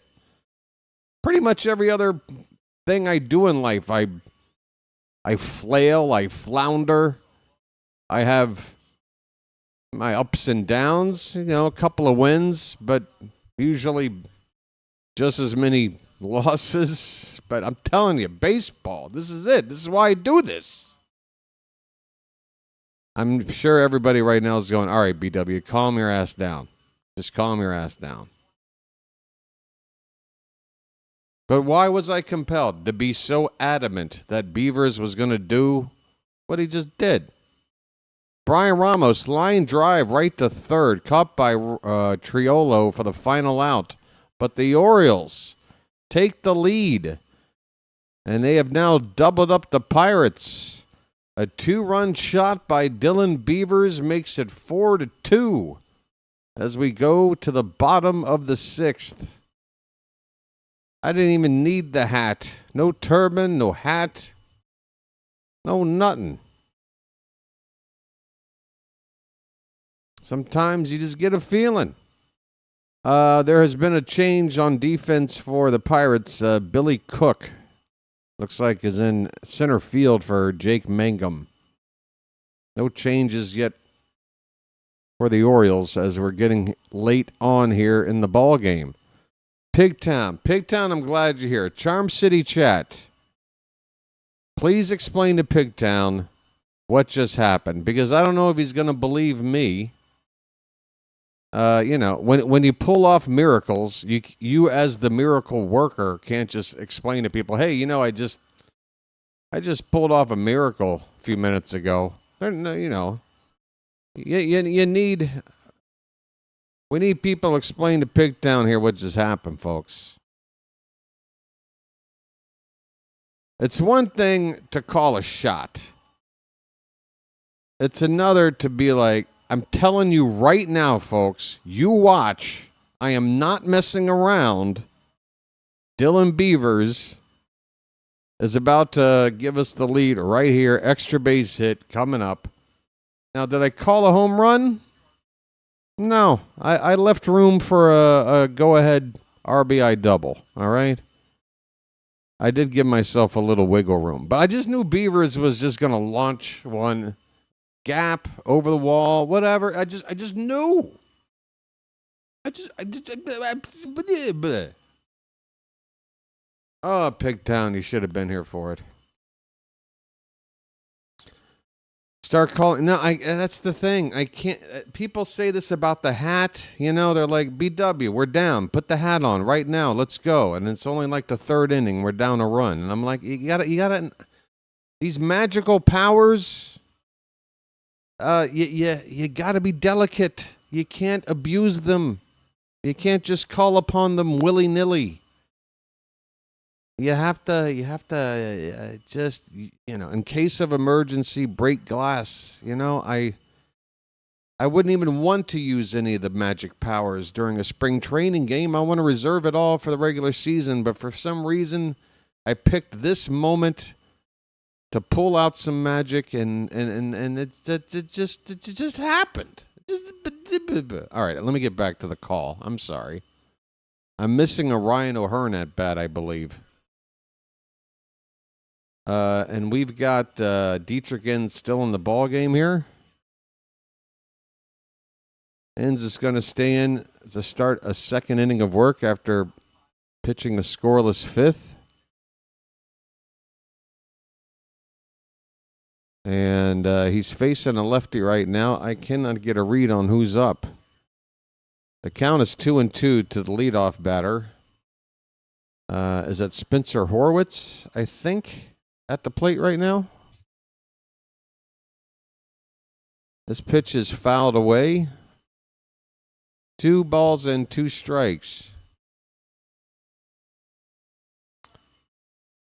You have a 3, a 5, and a 7-year-old? Oh, my goodness, man. That has got to be so much time. I don't know how I take care of myself. 3 kids at that age. Wow, man. That's admirable. What do you got, man? Two boys, a girl, 2 girls, a boy. What do you got there? Any up and coming ball players out of that bunch? We're doing some early scouting. How's your 3-year-old's how's your 3-year-old swing looking like? I gotta know. Hey, we got a full count. I still think it's Spencer Horwitz, but I'm not 100% sure at the plate. Pitch. Let's hit the left. Ward is going to have to play this one. This ball gets stuck in the base of the wall. It's not going to be one of those, hey, come out here and judge whether or not this is a ground rule double, as Ward fetches the ball out of the crease at the bottom of the wall. And it's going to be a double all the way. Anyway, a leadoff double here by the Pirates. Oh, was that O'Hearn? That was Ryan O'Hearn. How do I miss that? Oh, that's a giant L for me. Horwitz was the other lefty batter due up in this part of the lineup. He's 2 spots away. I thought O'Hearn had already hit. So Ryan O'Hearn, folks, gets himself a leadoff double. Good for him. He's 2 for 3 today. He's now batting .391 on the spring. I bet you he's going to have a fine 2 seasons here with Pittsburgh. The Pirate fans are going to love him. Nick Gonzalez with a swing and a miss. He's got a count of a ball and a strike. Runner at second. Nobody out for Pittsburgh. They're down by 2. Dietrich Enns in his second inning of work here. Coming at Gonzalez with a pitch low, ball 2. The 3-year-old is a lefty with a cannon. There you go. 2 boys and a girl. Coaching the 7-year-old right now. All right, but I'm keeping my eyes on that 3-year-old in my fantasy draft. Can we do a dynasty league? I want to draft the 3-year-old. Here's a fly ball to center. Cowser with the catch. He'll fire it back in toward third base. Cut off by the shortstop. The runner from second, though, able to tag and move to third.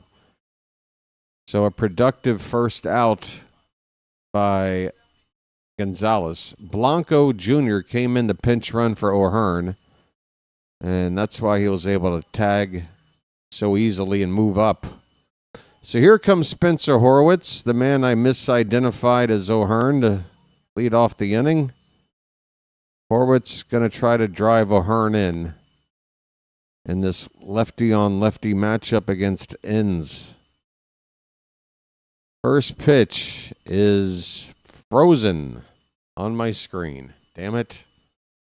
Is it time for a refresh? It looks like it hits the top of the zone for strike one. Stand by, folks. Information is on your screen. I need a refresh. I swear it's ever since I got a VPN. Everything's been worse. It has to be. It can't be just a coincidence. My streams ran so much smoother. It's either that or just spring training weirdness. Horwitz just made the second out. How'd he do it? He lined out to shortstop with the infield in. So nice.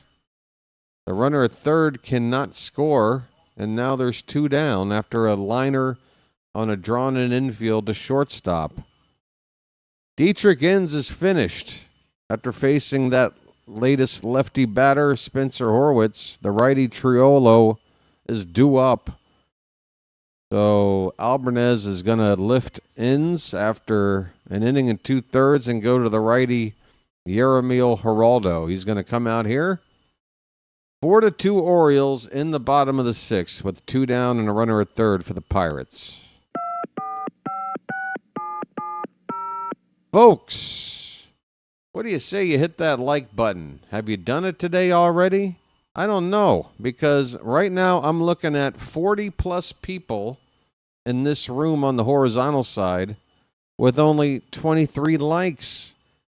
That means twice as many people are here than there are likes. That means at least 20 of you could bump that like count up to 40 right now. What do you say you help out the channel? Just a little something, something. We're up to 25. Let's kick it up to 30 before the next pitch. We're in a break. We got time. Doing my best to give you the call. I'm doing all right at 1:45 a.m. out here in Thailand. 26 on the likes. Do I hear 30? 27. You guys are great. And again, I'm not trying to be a puppet master over here. This is a live stream YouTube channel, you know. I gotta talk about hitting that like button. Make sure everybody remembers. It's very helpful for the channel. We're up to 30, folks. Just like that. 10 more to 40. And then I'll cut out the whole like button stuff. I won't bug you about it anymore. The Orioles have made one change this inning. Jeremiah Jackson went 0 for 3 playing second base. Has taken a seat. Cobb Hightower will take over there. And the number 6 spot in the order. Here is Jared Triola with Yeremil Geraldo on the pitch now for Baltimore. First pitch is high for ball one. Pittsburgh with a runner at third with two down. A fast guy, so a wild pitch anywhere could be a problem here. There's a line drive up the middle, a base hit. That would have scored the runner from second. Never mind third. That's an RBI single with two down by Triolo. And it is now 4-3. The Orioles down to a one-run lead. Geraldo comes in to face the righty and gives up a line drive base hit up the middle to the first batter he faces. Darn it. Here's Billy Cook, who came in to replace Jake Mangum in center field. Cook hitting .273 in the spring. Looking good with an OPS of .948 in, about 11 at-bats?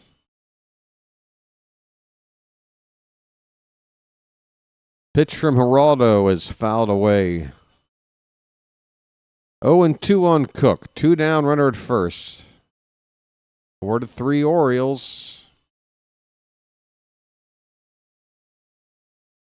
I did not see anything saying that Honeycutt had made the roster. They typically will make a point on Twitter, whether it's Rock Kabatko or Jake Rill. If Honeycutt is in the squad for a game, they typically will point it out pre-game. I did not see a report of that today, so that leads me to believe he's not. Here's a swing and a miss. Plus, this is a road game. He might not have traveled. He's been playing most of his games when we're at home. That's a swing and a miss to win the inning, folks. We're going to the 7th. The Pirates get a run to cut the lead down to 1, but the Orioles are still ahead going into the late innings. 4-3 Baltimore. Folks, the coffee is about done. I don't have any snacks to go to any. What to do? What to do? Why is my stomach growling? I should be fine. Might have to just go for a lucky. Let's see. Any other changes going on here?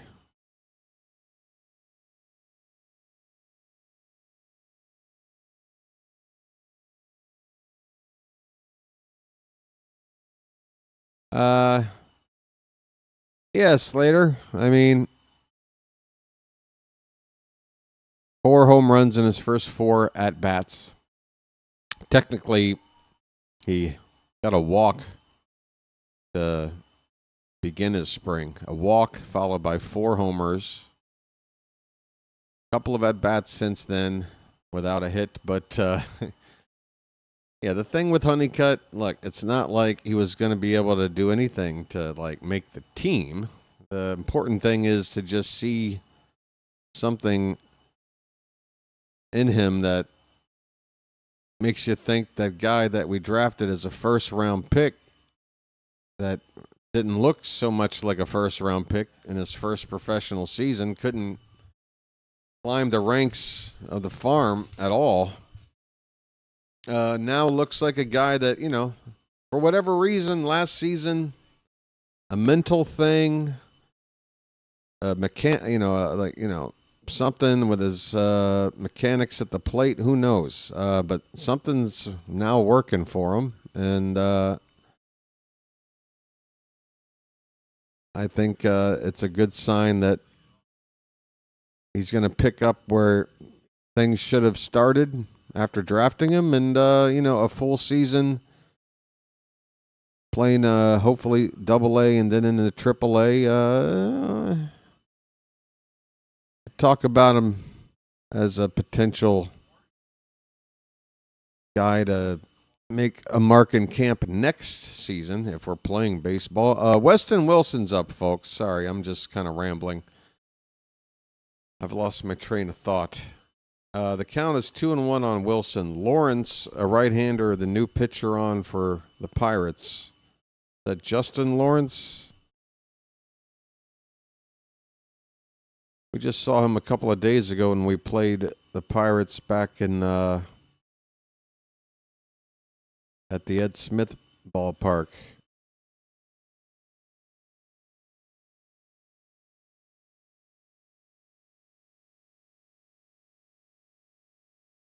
I love the vibe of these spring training ball games. I got to do a Cactus League tour back in 2006. It was the year of the first World Baseball Classic. Swing and a miss by Weston Wilson. He strikes out. 1 down here in the top of the 7th. Lawrence strikes out Wilson. Back to the top of the order. Let's see if they start pinch hitting here after everybody's had 3 at-bats now. Nope, Ward's going to stay in there. We might have a full lineup playing a full game here. Ward getting his 4th at-bat, and he looks at strike 1. 2 for 3 today. with a run scored. Spring average currently 296.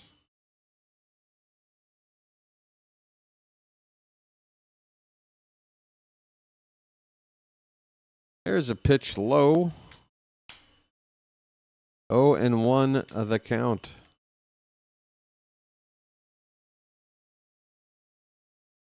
Yeah, my thing, I don't know if Pigtown's still around, but I was talking to Pigtown was talking about, hey, what do you think about Honeycutt starting in Double-A? My response was, no, you pick up where you left off last season and just, if it's just 2 weeks, this pitch goes to the backstop. Wild one there, makes it a ball and 2 strikes to Ward.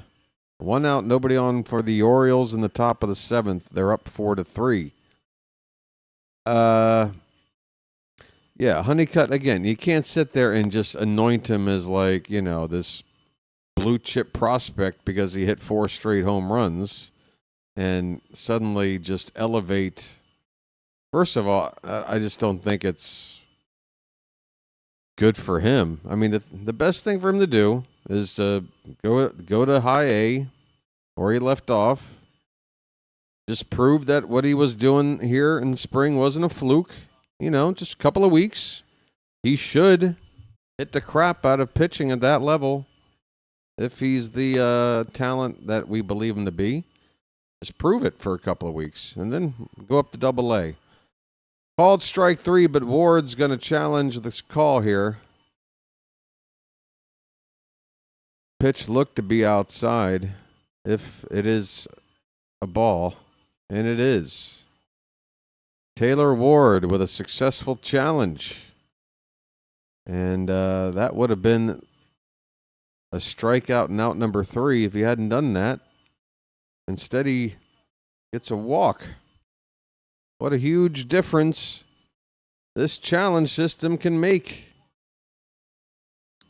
A 3rd out via strikeout turns into a 2-out walk. And here comes Adley Rutschman with a home run already today.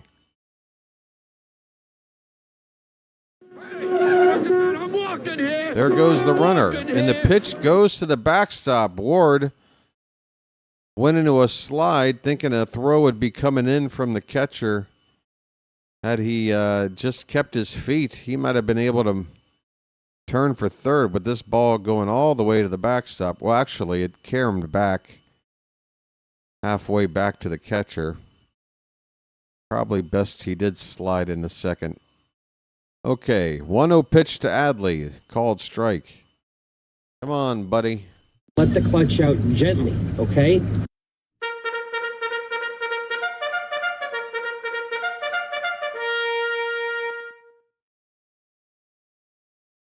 One and 1 the count on Adley. And Lawrence spins around and fakes a throw to second.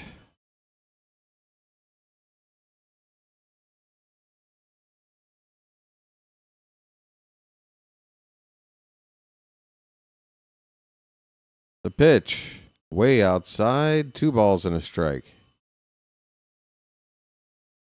I'm sorry. Yeah, there it goes, 2-1. There are some other changes in the field for Pittsburgh. Valdez is in for Lau at second base. York is in the outfield. Reynolds is out of the game. Here's a line drive, opposite field, over the glove of shortstop. A base hit. The runner will come around to score. It's 5-3. Adley Rutschman with an RBI knock. Let the clutch out gently, folks. It's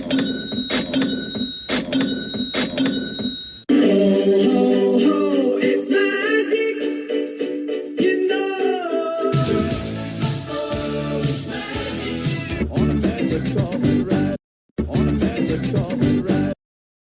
Adley now up to 267, 2 for 4, a home run, and 3 driven in. Here's Pete Alonso. He's due to do something. 0 for 3 today. His average now below Adley's.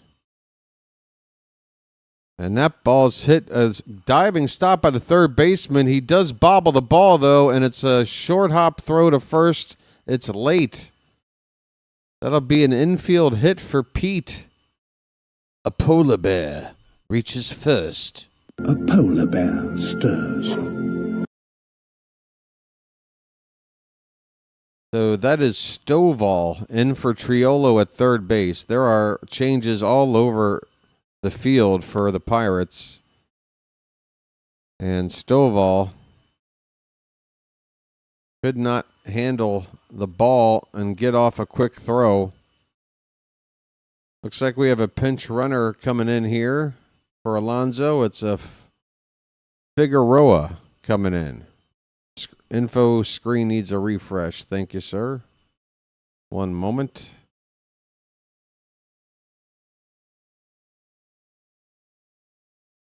Here is Colton Cowser. First pitch is well outside for ball one. Get them cows up in the chat, folks. BW commandeth. Okay, not up. Whoops. 1-0 pitch. Low, 2-0. Got two guys on base here for Cowser. I got a feeling he might deliver something here. I'm just got a feeling. I'm not saying what, I'm just saying something. That's up and away, out of the zone. It's 3-0. That something might just be a walk. But I'm thinking something.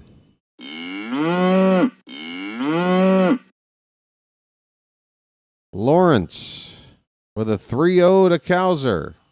That one is on the outer half of the plate for a strike. All right, Cowser, what do you do when you got a 3-1 count? You got men on.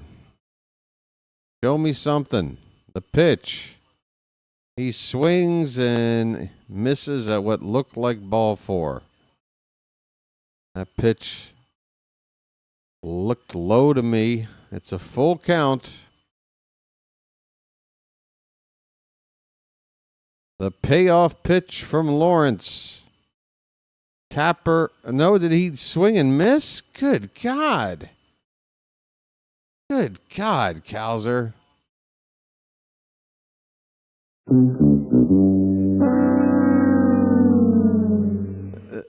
The thing about his strikeouts, like his average, I'm sure, you know, nice so far this spring, but I'm willing to bet that it's like he strikes out more often when there's guys on base or in spots that are bigger. Like, is he just getting his hits when there's like bases empty or two down with a runner at first and getting singles or something? Like, he strikes out too much. He strikes out too much. But at least he can play center field pretty good. Not like he's Sam Horn out there. Striking out while just taking up a DH spot. He's always been... I'm not trying to act like I've discovered something new about him. I'm just getting frustrated with it. I'm hoping new season, maybe working with a new hitting coach, maybe see some improvement. You feel me, Slater? I know what his reputation is. I've been calling every game basically since his career started. But, he wasn't striking out like this, that rookie season, like he did last year, and still looks like he's doing now. I just want him to get better.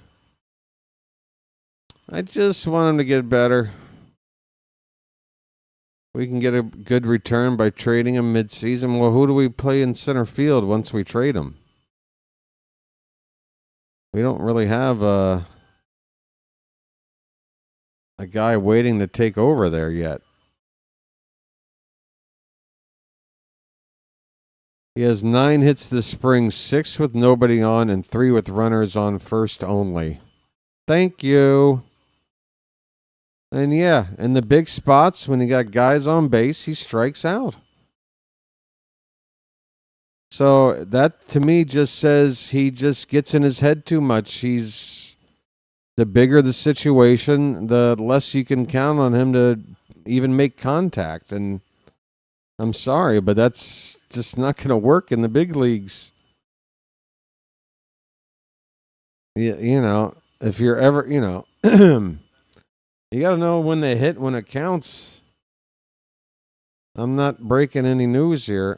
Blaze Alexander, 2 down with 2 on. There's a new pitcher on. Mice, M-E-I-S. I think we saw this guy in the game we played a few days ago against the Pirates. Swing and a miss. Snap throw to first. Ooh, that was close. Runner just getting back at first base. I thought maybe a tag on his leg there might have snuck in there, but we're good.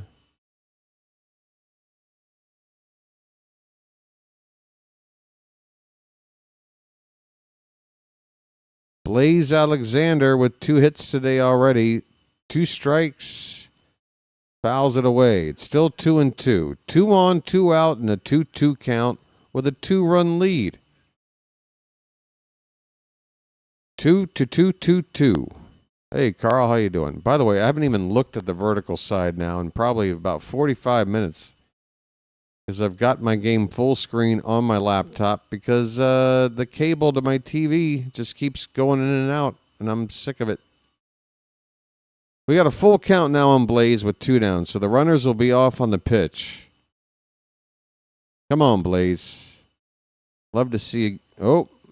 Pitcher steps off, looks the runner back to second base. Where even is my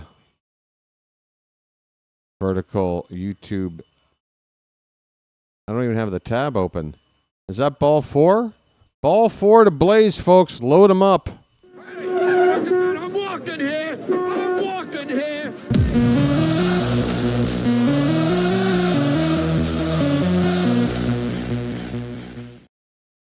Load them up, move them out.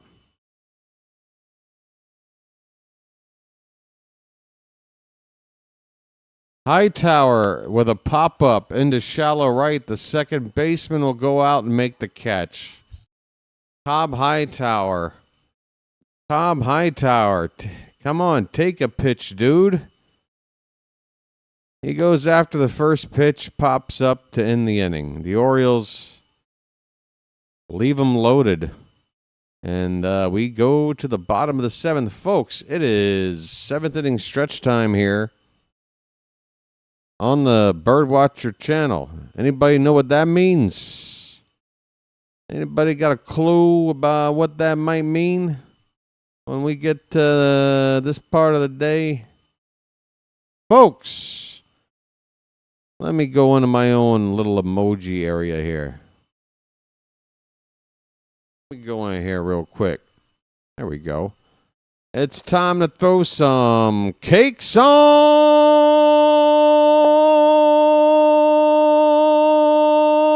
the griddle. Get those cakes up in the chat, folks. Thank God I'm a country boy. Thank God I'm a country boy. Thank God I'm a country boy. Thank God I'm a country boy. Oh, boy, look at that. Folks, pass the syrup. I'm starving. Look at all them cakes. Thank God I'm a country boy. Thank God I'm a country boy. Yummy. Hand me a fork. Hell, I don't need a fork. My bare hands will do. Thank God I'm a country boy. Thank God I'm a country boy. All right. Get up and stretch, folks. We got 50 people in the chat. What do you say we get the like count up to 40? That means I'm not even asking everybody to do it. I'm just asking for a few people. Hey, if you're watching right and you haven't hit that thumbs up already at the bottom of your screen, please take a moment of your time and tap it for me. Other folks here have done it, and We'd all like to get the 40 likes, wouldn't we, folks? Wouldn't we all like that? The more, the better. We are going into the bottom of the 7th inning here. The Pirates coming up to hit down 2 runs. And Yermíl Geraldo, who got the final out of the 6th inning, will continue to pitch. It's the top of the order, Henry Davis, who's had a eventful day at the plate. Here's a liner on 1 bounce to short. Alexander still in the ball game there, makes the play, 1 down. So here are the changes for the Orioles. Alexander is still in the game at short. He just made the first out on that throw to first. Smith is in left field for Ward. Hanley is behind the plate for Rutschman. Figueroa is at first base for Alonso. Cowser is still in the game in center. Hightower, a couple of innings ago, came in for Jackson at second base. Josenberger is in for Beavers in right field. Brian Ramos is still a DH, and Weston Wilson is still playing third. All right, here is Nick York getting his first at-bat, hitting where Brandon Lau did in the 2 spot in this lineup for Pittsburgh. York, what is the peppermint patty or something? What is the York? What kind of York? Is he a New York? An old York? What is this garbage? Swing and a miss. Looked like a slider from Geraldo. The count is 2-2. Was that a changeup? Oh, there's the pitch now on the screen. Slider, okay. That ball is crushed to left. It's going to get down in front of the new left fielder, Smith, for a base hit. That was a broken bat. When I say crushed, I mean the bat got demolished. A broken bat base hit to left by Nick York.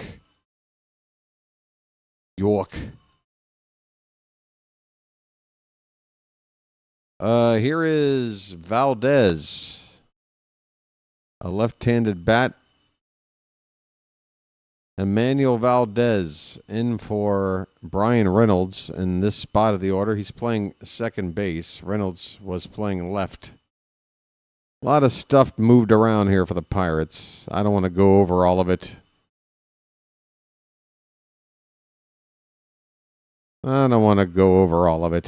Now everybody's gone. And I can't.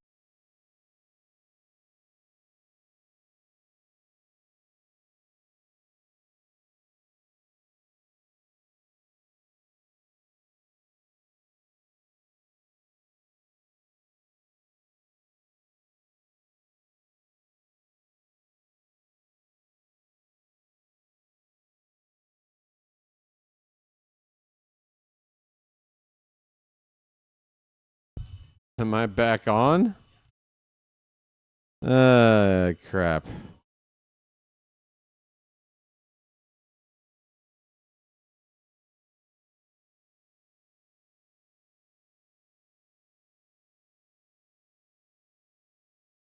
Good grief.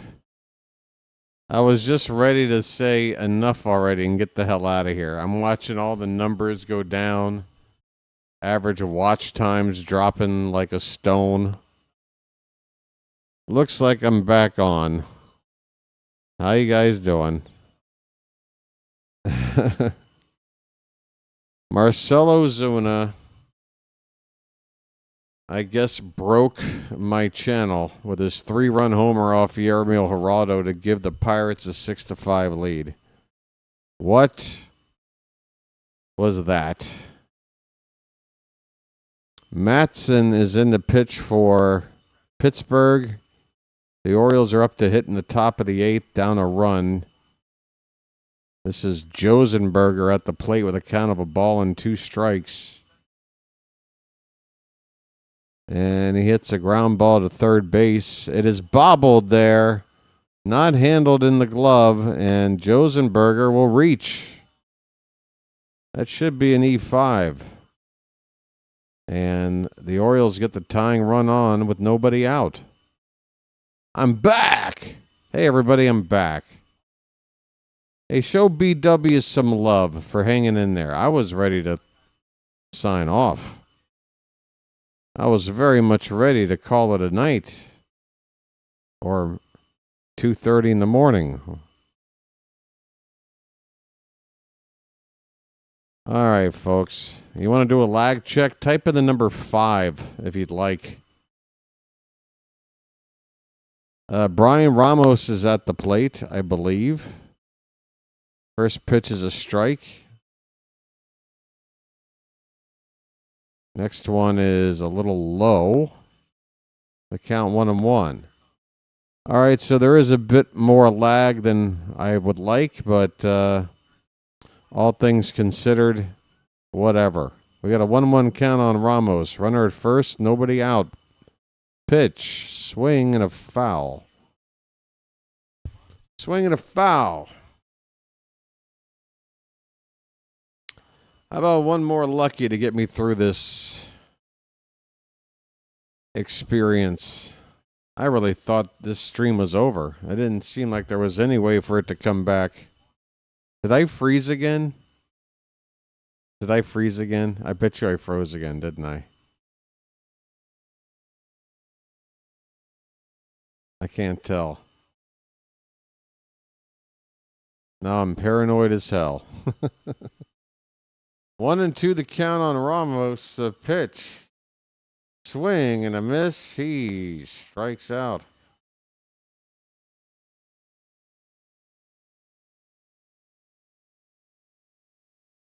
Folks, if it ain't one thing, it's another. Who here in the chat has been with me since the first season of the channel? Seasons 1 and season 2. You guys, you can back me up on this, right? I don't normally have so many issues.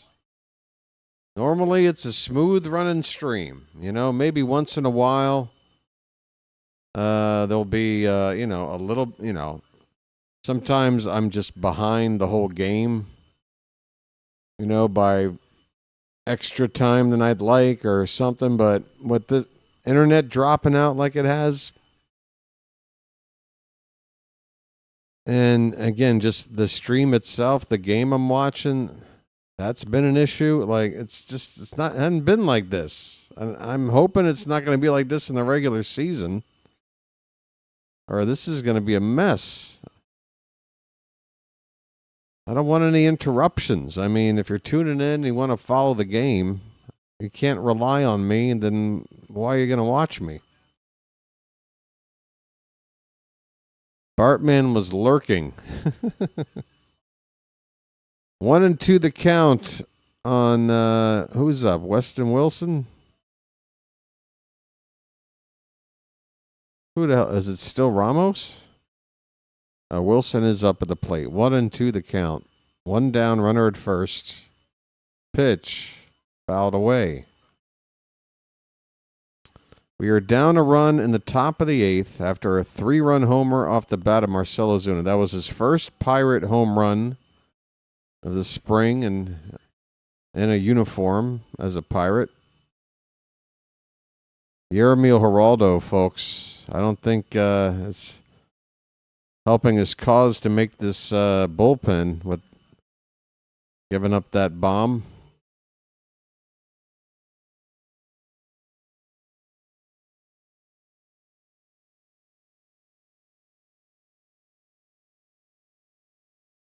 The 1-2 pitch to Wilson is a swing and a miss. Matson went up the ladder with a heater. Wilson strikes out, 2 down in the 8th. Back to the top of the order. And Maverick Hanley appears to be hitting in the spot where Taylor Ward was hitting. Let's see. Yep, looks like Hanley with the high socks. Check on the runner at first, and with a delay, the umpire calls him out. It looks like the base runner at first for Baltimore couldn't get his hand in there, might have jammed it. And that's how this inning ends. Good grief. Even our team is having technical difficulties. Oh, right. Of course, with the latest internet debacle, more refreshing is needed. Of course. Folks, I'm so refreshed with this stream tonight. I've had to do more refreshing than a bottle of Crystal Pepsi. Really refreshing. I need some Crystal Pepsi, folks. I'm out of steam. Look, it's coming up on the middle. I mean, I'm in the middle of the night over here now. I'm in the middle of the night. And I'm done. Hey, thank you, by the way, advertising from the ESPN page. There hasn't been any audio garbage of squeaking shoes on a basketball court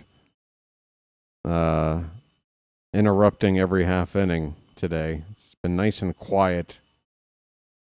Oh, now my info screen is just kicked out of whack. Sub count needs a refresh.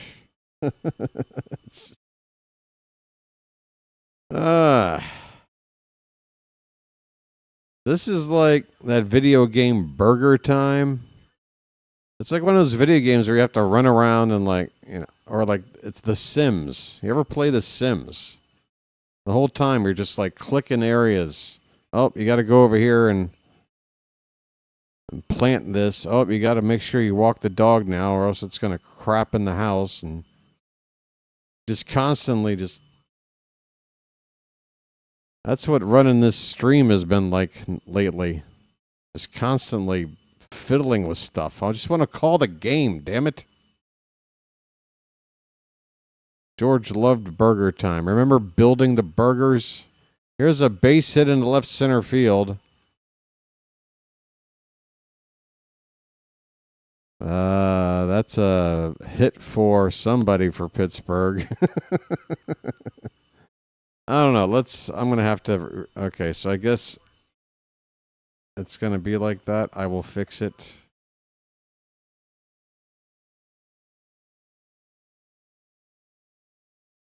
Okay, and then over here.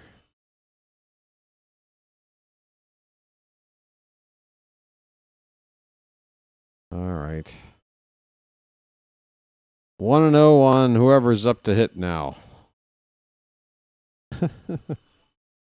Hope you're enjoying the coverage. Runner at first, nobody out. And that one's low. 2 balls, no strikes.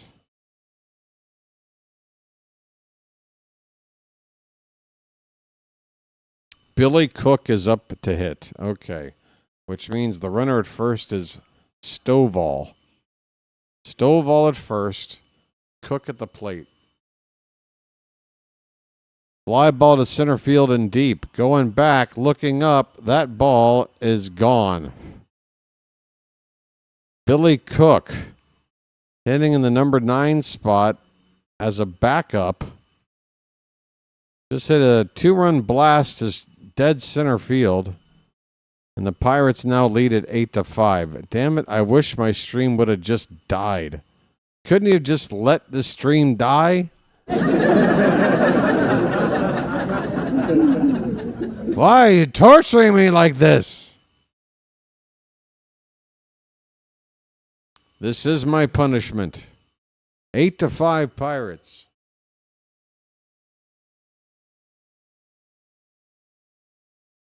Billy Cook, by the way, apparently was in the Oriole organization at one point. Oh, there's your revenge. The batter is Rafael Flores. It's not still Geraldo out here, right? No, it's Kraus. Sorry, I failed to tell you Kraus has come into the game and has crapped the bed since his coming into the game. 2 hits, 2 runs without getting an out yet for Hans Kraus.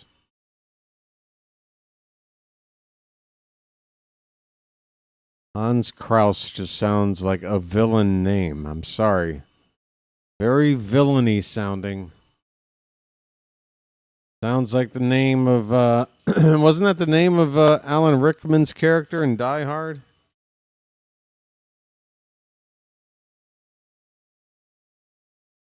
Do you really think you're going to win, Mr. Cowboy?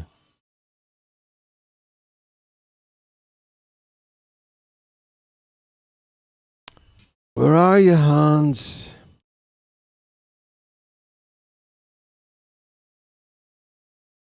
Here's a ball hit hard to right. It's going to get down for a base hit. Hans Kraus stinks.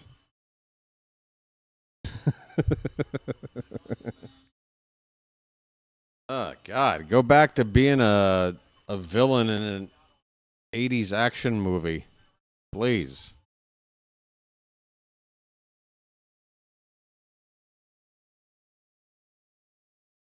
Hans Gruber, yes. But Kraus sounds even more sinister.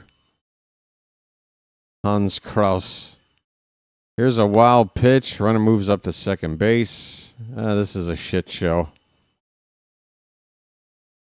I'm so happy that everything got back. The runner was off on the pitch, so that'll go down as a straight stolen base, even though that was a wild pitch. Take your pick. The count is 1-0 on the batter.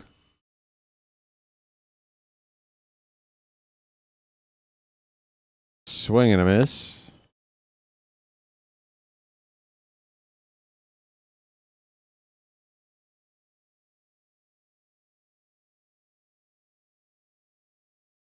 Now I have a machine gun. Ho, ho, ho. Swing and a miss. Throw down to second to try to nail the runner off the bag there. He gets back in time. Nice attempt by Maverick Hanley. It was a good, strong, accurate throw. Down to second. Nearly got this guy.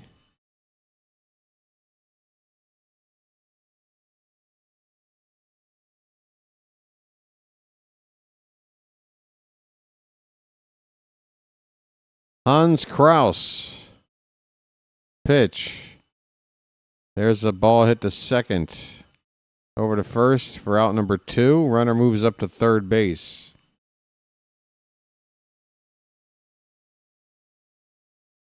Come on, Hans. Where'd you put the explosives? Yeah, Alan Rickman.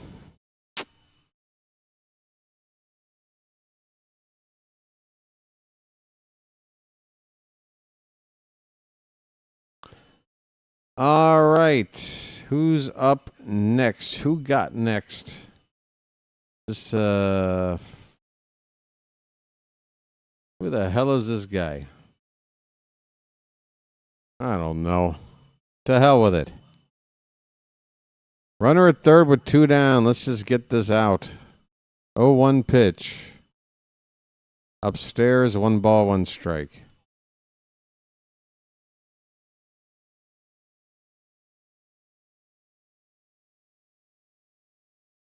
Oh, I don't even want to think about DeRosa for a long, long time. Just go back to your MLB Network gig. You got the voice for it. Go back there and talk about baseball in the studio where you belong.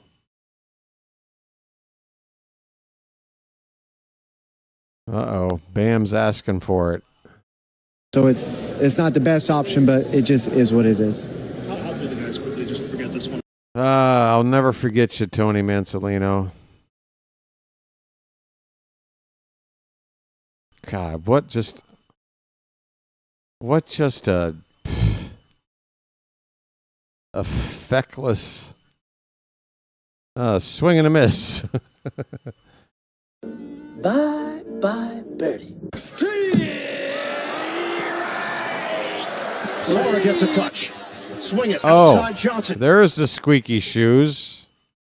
I heard some squeaky shoes.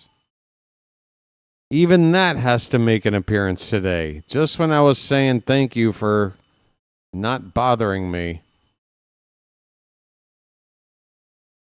God, I can't catch a break. We go to the 9th. We're down 3. Hey, did the sub-meter move? No. No. Do I sound grateful? No. Let's take a look at the live count as I go into the innards of the channel here.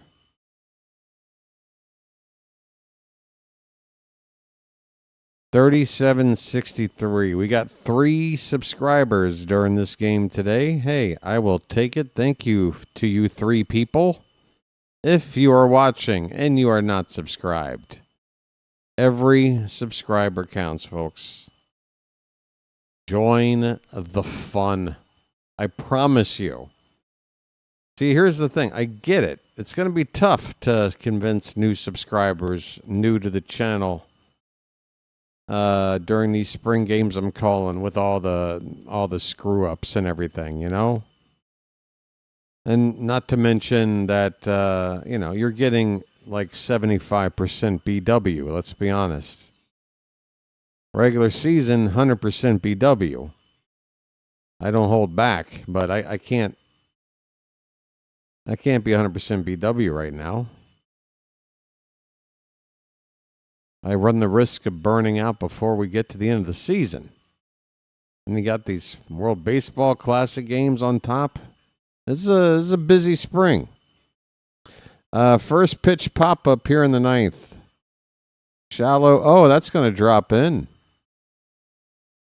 Maverick Hanley with a pop-up that was in the air a long time, but nobody could get to this one. I don't think the center fielder knew where it was. Yeah, he was shielding his eyes with his glove there. We got the leadoff man on. Need one more base runner to get the tying run up to the plate here in the bottom of the 9th.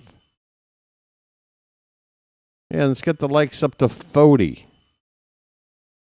Who doesn't like a good 40?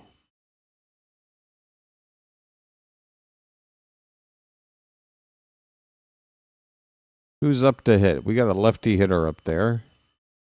He's looking at a strike. This is Smith.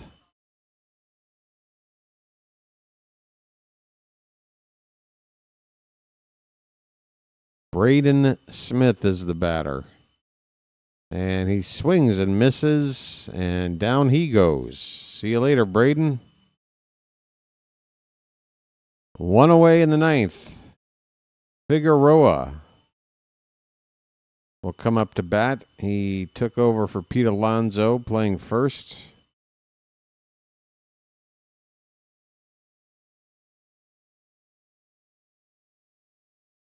By the way, a left-hander's on the pitch. Isn't there? Wait a minute. They have Matson still listed. That is not Matson. That's Montgomery, it looks like. A lefty for the Pirates.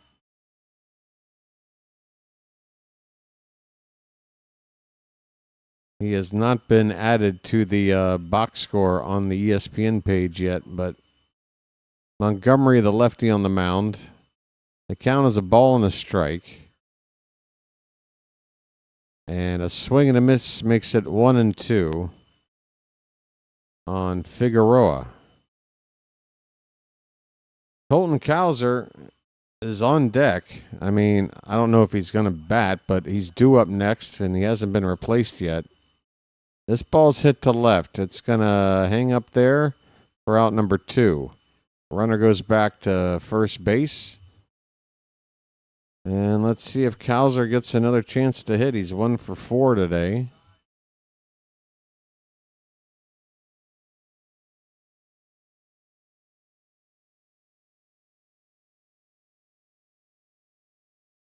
And the milkman is still in there, folks. We've got a starter in there still.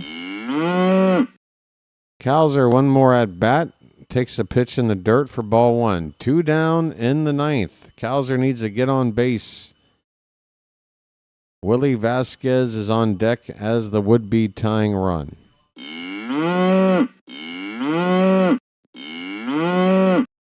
Keep the line moving there, milkman. Keep the line moving. Oh, boy. I need to go home after that one.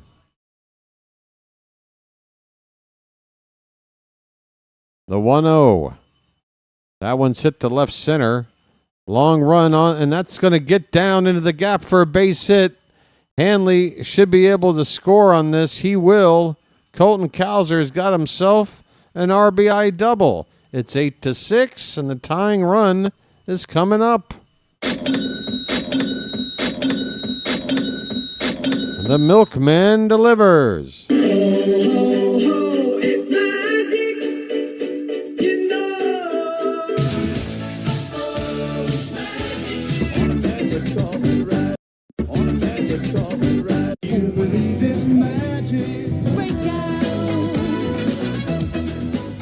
All right. Pitch is off the glove of the catcher outside ball 1. Runner doesn't move up. Cowser at second base with 2 out in the 9th, and the tying run at the plate is Willie Vasquez. He had a home run yesterday. FYI. And this pitch is low. Folks, we're still hanging in there.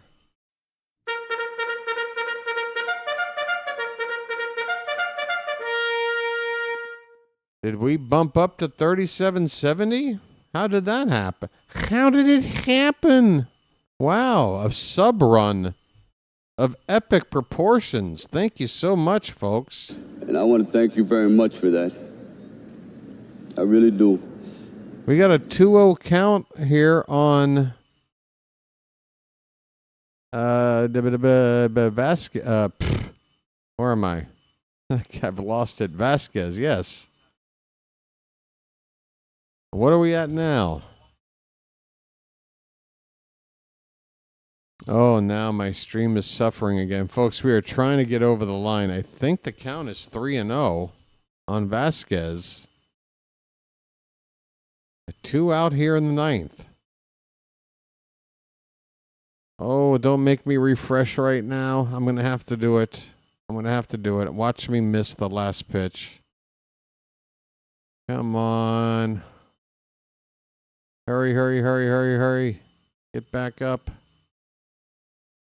Get back up. Where are we? Come on, please let the game still be alive. Oh, it says commercial break in progress. That's it. The game is over. Vasquez just lined out to center field to end the ball game. The Orioles got the tying run to the plate, but come up short here today. They lose this one. Final score, Pirates 8, Orioles 6.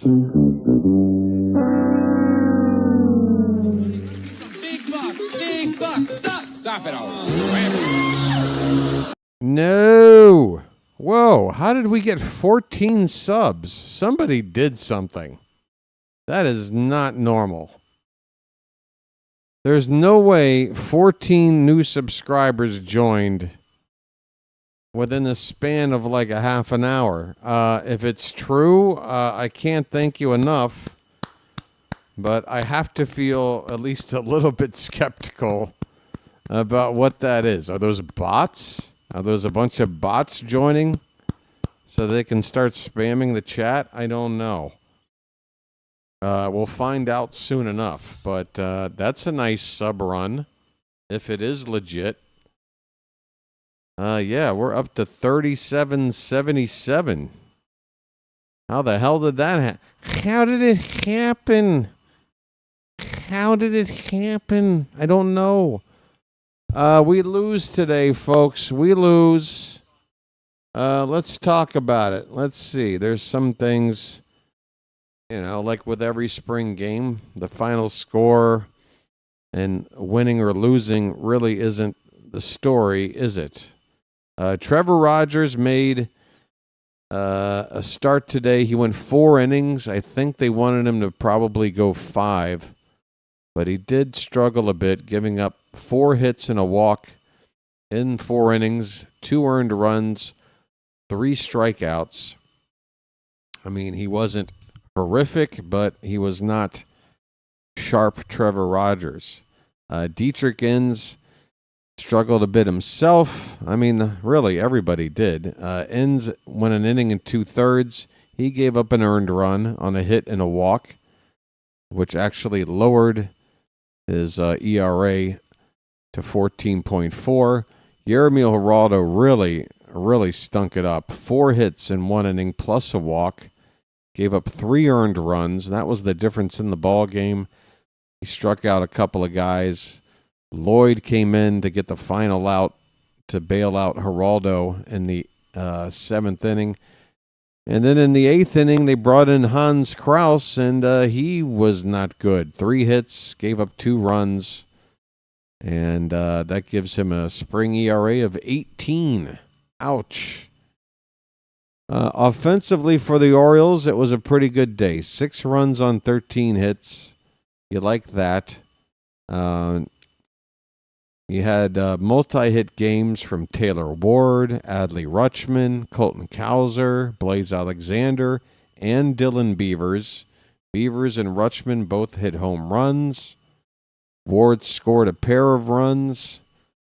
Blaze scored a run with his 2 hits. Alonso added a hit. And Brian Ramos added a hit as well. Wilson went 0 for 4, so in the battle between Ramos and Wilson, Ramos up to a 280 average with his hit today, and Wilson is at 286 after going 0 for 4. So there is a battle going on there. And again, Kjerstad versus Beavers. Beavers, I think, has taken the lead here, folks. He hit that home run today. His average now above Kjerstad at 241. He came in today hitting under 200. This is what happens, folks. Just one game. One good game can give you a giant bump. 2 bad games, 2 offers can really knock you down. So, yeah. Beavers versus Kjerstad. Another battle that's still undecided in my view. Did I see somebody give out some magic memberships? Phantom, you did that again? Thank you, buddy. Just now seeing that. And I want to thank you very much for that. I really do. Either way, today's game has been interrupted several times over, and yet, especially that one stretch there, that had to be, at least 10 straight minutes of having the stream just almost completely down. And yet, folks still hung in there. A lot of you still hung in there. I can't thank you enough for your loyalty and your patience. A lot of people just wouldn't tolerate an operation like this. They're like, this is just insufferable. This guy's unreliable. I'm moving on. The silver lining of the subs. Yeah, again, Slater, I have to think, though. As the person running the channel and you're monitoring your sub count, I have to tell you, I've never seen what looked like about 14 subs come in a space of about a half an hour. That is very, very, very unusual. Even if it were a big event game in a regular season, to get 14 that quick, to me, it seems fishy. I'm happy to have them. I just hope they're not bots that we're going to see start spamming the chat. Then we kick them out. And then those sub numbers just go right back away. That might be the case. Either way, for now, it looks nice. And it's a nice number to look at. 3777. Triple sevens on the board right now. Perhaps that's some good luck. All right, so again, one more reminder. Tomorrow is going to be a bit of a weird... Folks, you think today was weird. It's only going to get weirder tomorrow. I am attempting to try and cover some of the Orioles-Yankees game that starts at 6 p.m. tomorrow night. I won't be on at 6 to call first pitch. I'm focusing on the World Baseball Classic semifinal between the U.S. and the Dominican Republic. That'll be starting at 8 o'clock. I normally go on at 7:45 for a pregame for that. So that's only like 90 minutes after first pitch for the Orioles game. But what I'm going to do, instead of going on at 7:45, I'm bumping up to 7:15 for you guys, for you Oriole fans. If you want to show up early at 7:15 tomorrow, I'll be on the air, and I'll be monitoring the Orioles game. I won't be doing pitch-by-pitch, play-by-play, but we'll get caught up on what's happened since that game started and then kind of pick up, see what's going on there, discuss things. And then once it gets to about 7:45, transition into the World Baseball Classic. I do hope everybody will want to check that out as well. The semifinal tomorrow, U.S. Dominican Republic. Yeah, I really do think U.S. Paul Skeens has got to be on. Got to be on. If he's not, I mean, when is he ever not on? He's always on. But, I mean, he's got to be really on. That Dominican Republic lineup. Oh, my. All right, folks. I think that's about going to wrap her up. I do think JJ is calling. There is that afternoon game, right? Italy and Puerto Rico. Aren't they playing like right now? Hey, there's Katron. How you doing, buddy? Katron over there on the vertical side. Good to see you. Just about to sign off. But I think I'm going to redirect you folks over to play-by-play with JJ, as he is covering the World Baseball Classic right now, the afternoon game between Italy and Puerto Rico. I don't know what the current score is. I'm probably going to tune into it myself after I go grab a bite to eat. But I am currently setting up the redirect for that right now, so stand by. I want to say thanks to everybody in the Charm City chat for supporting the channel in a variety of ways, mainly through hitting the like button, subscribing, super chats, magic memberships, all that good stuff. Yeah, I'm sending you to the JJ, folks. JJ's my dude. I got him set up on the horizontal. Let's get him set up on the vertical. And when you get redirected, folks, do say hello to JJ on behalf of BW.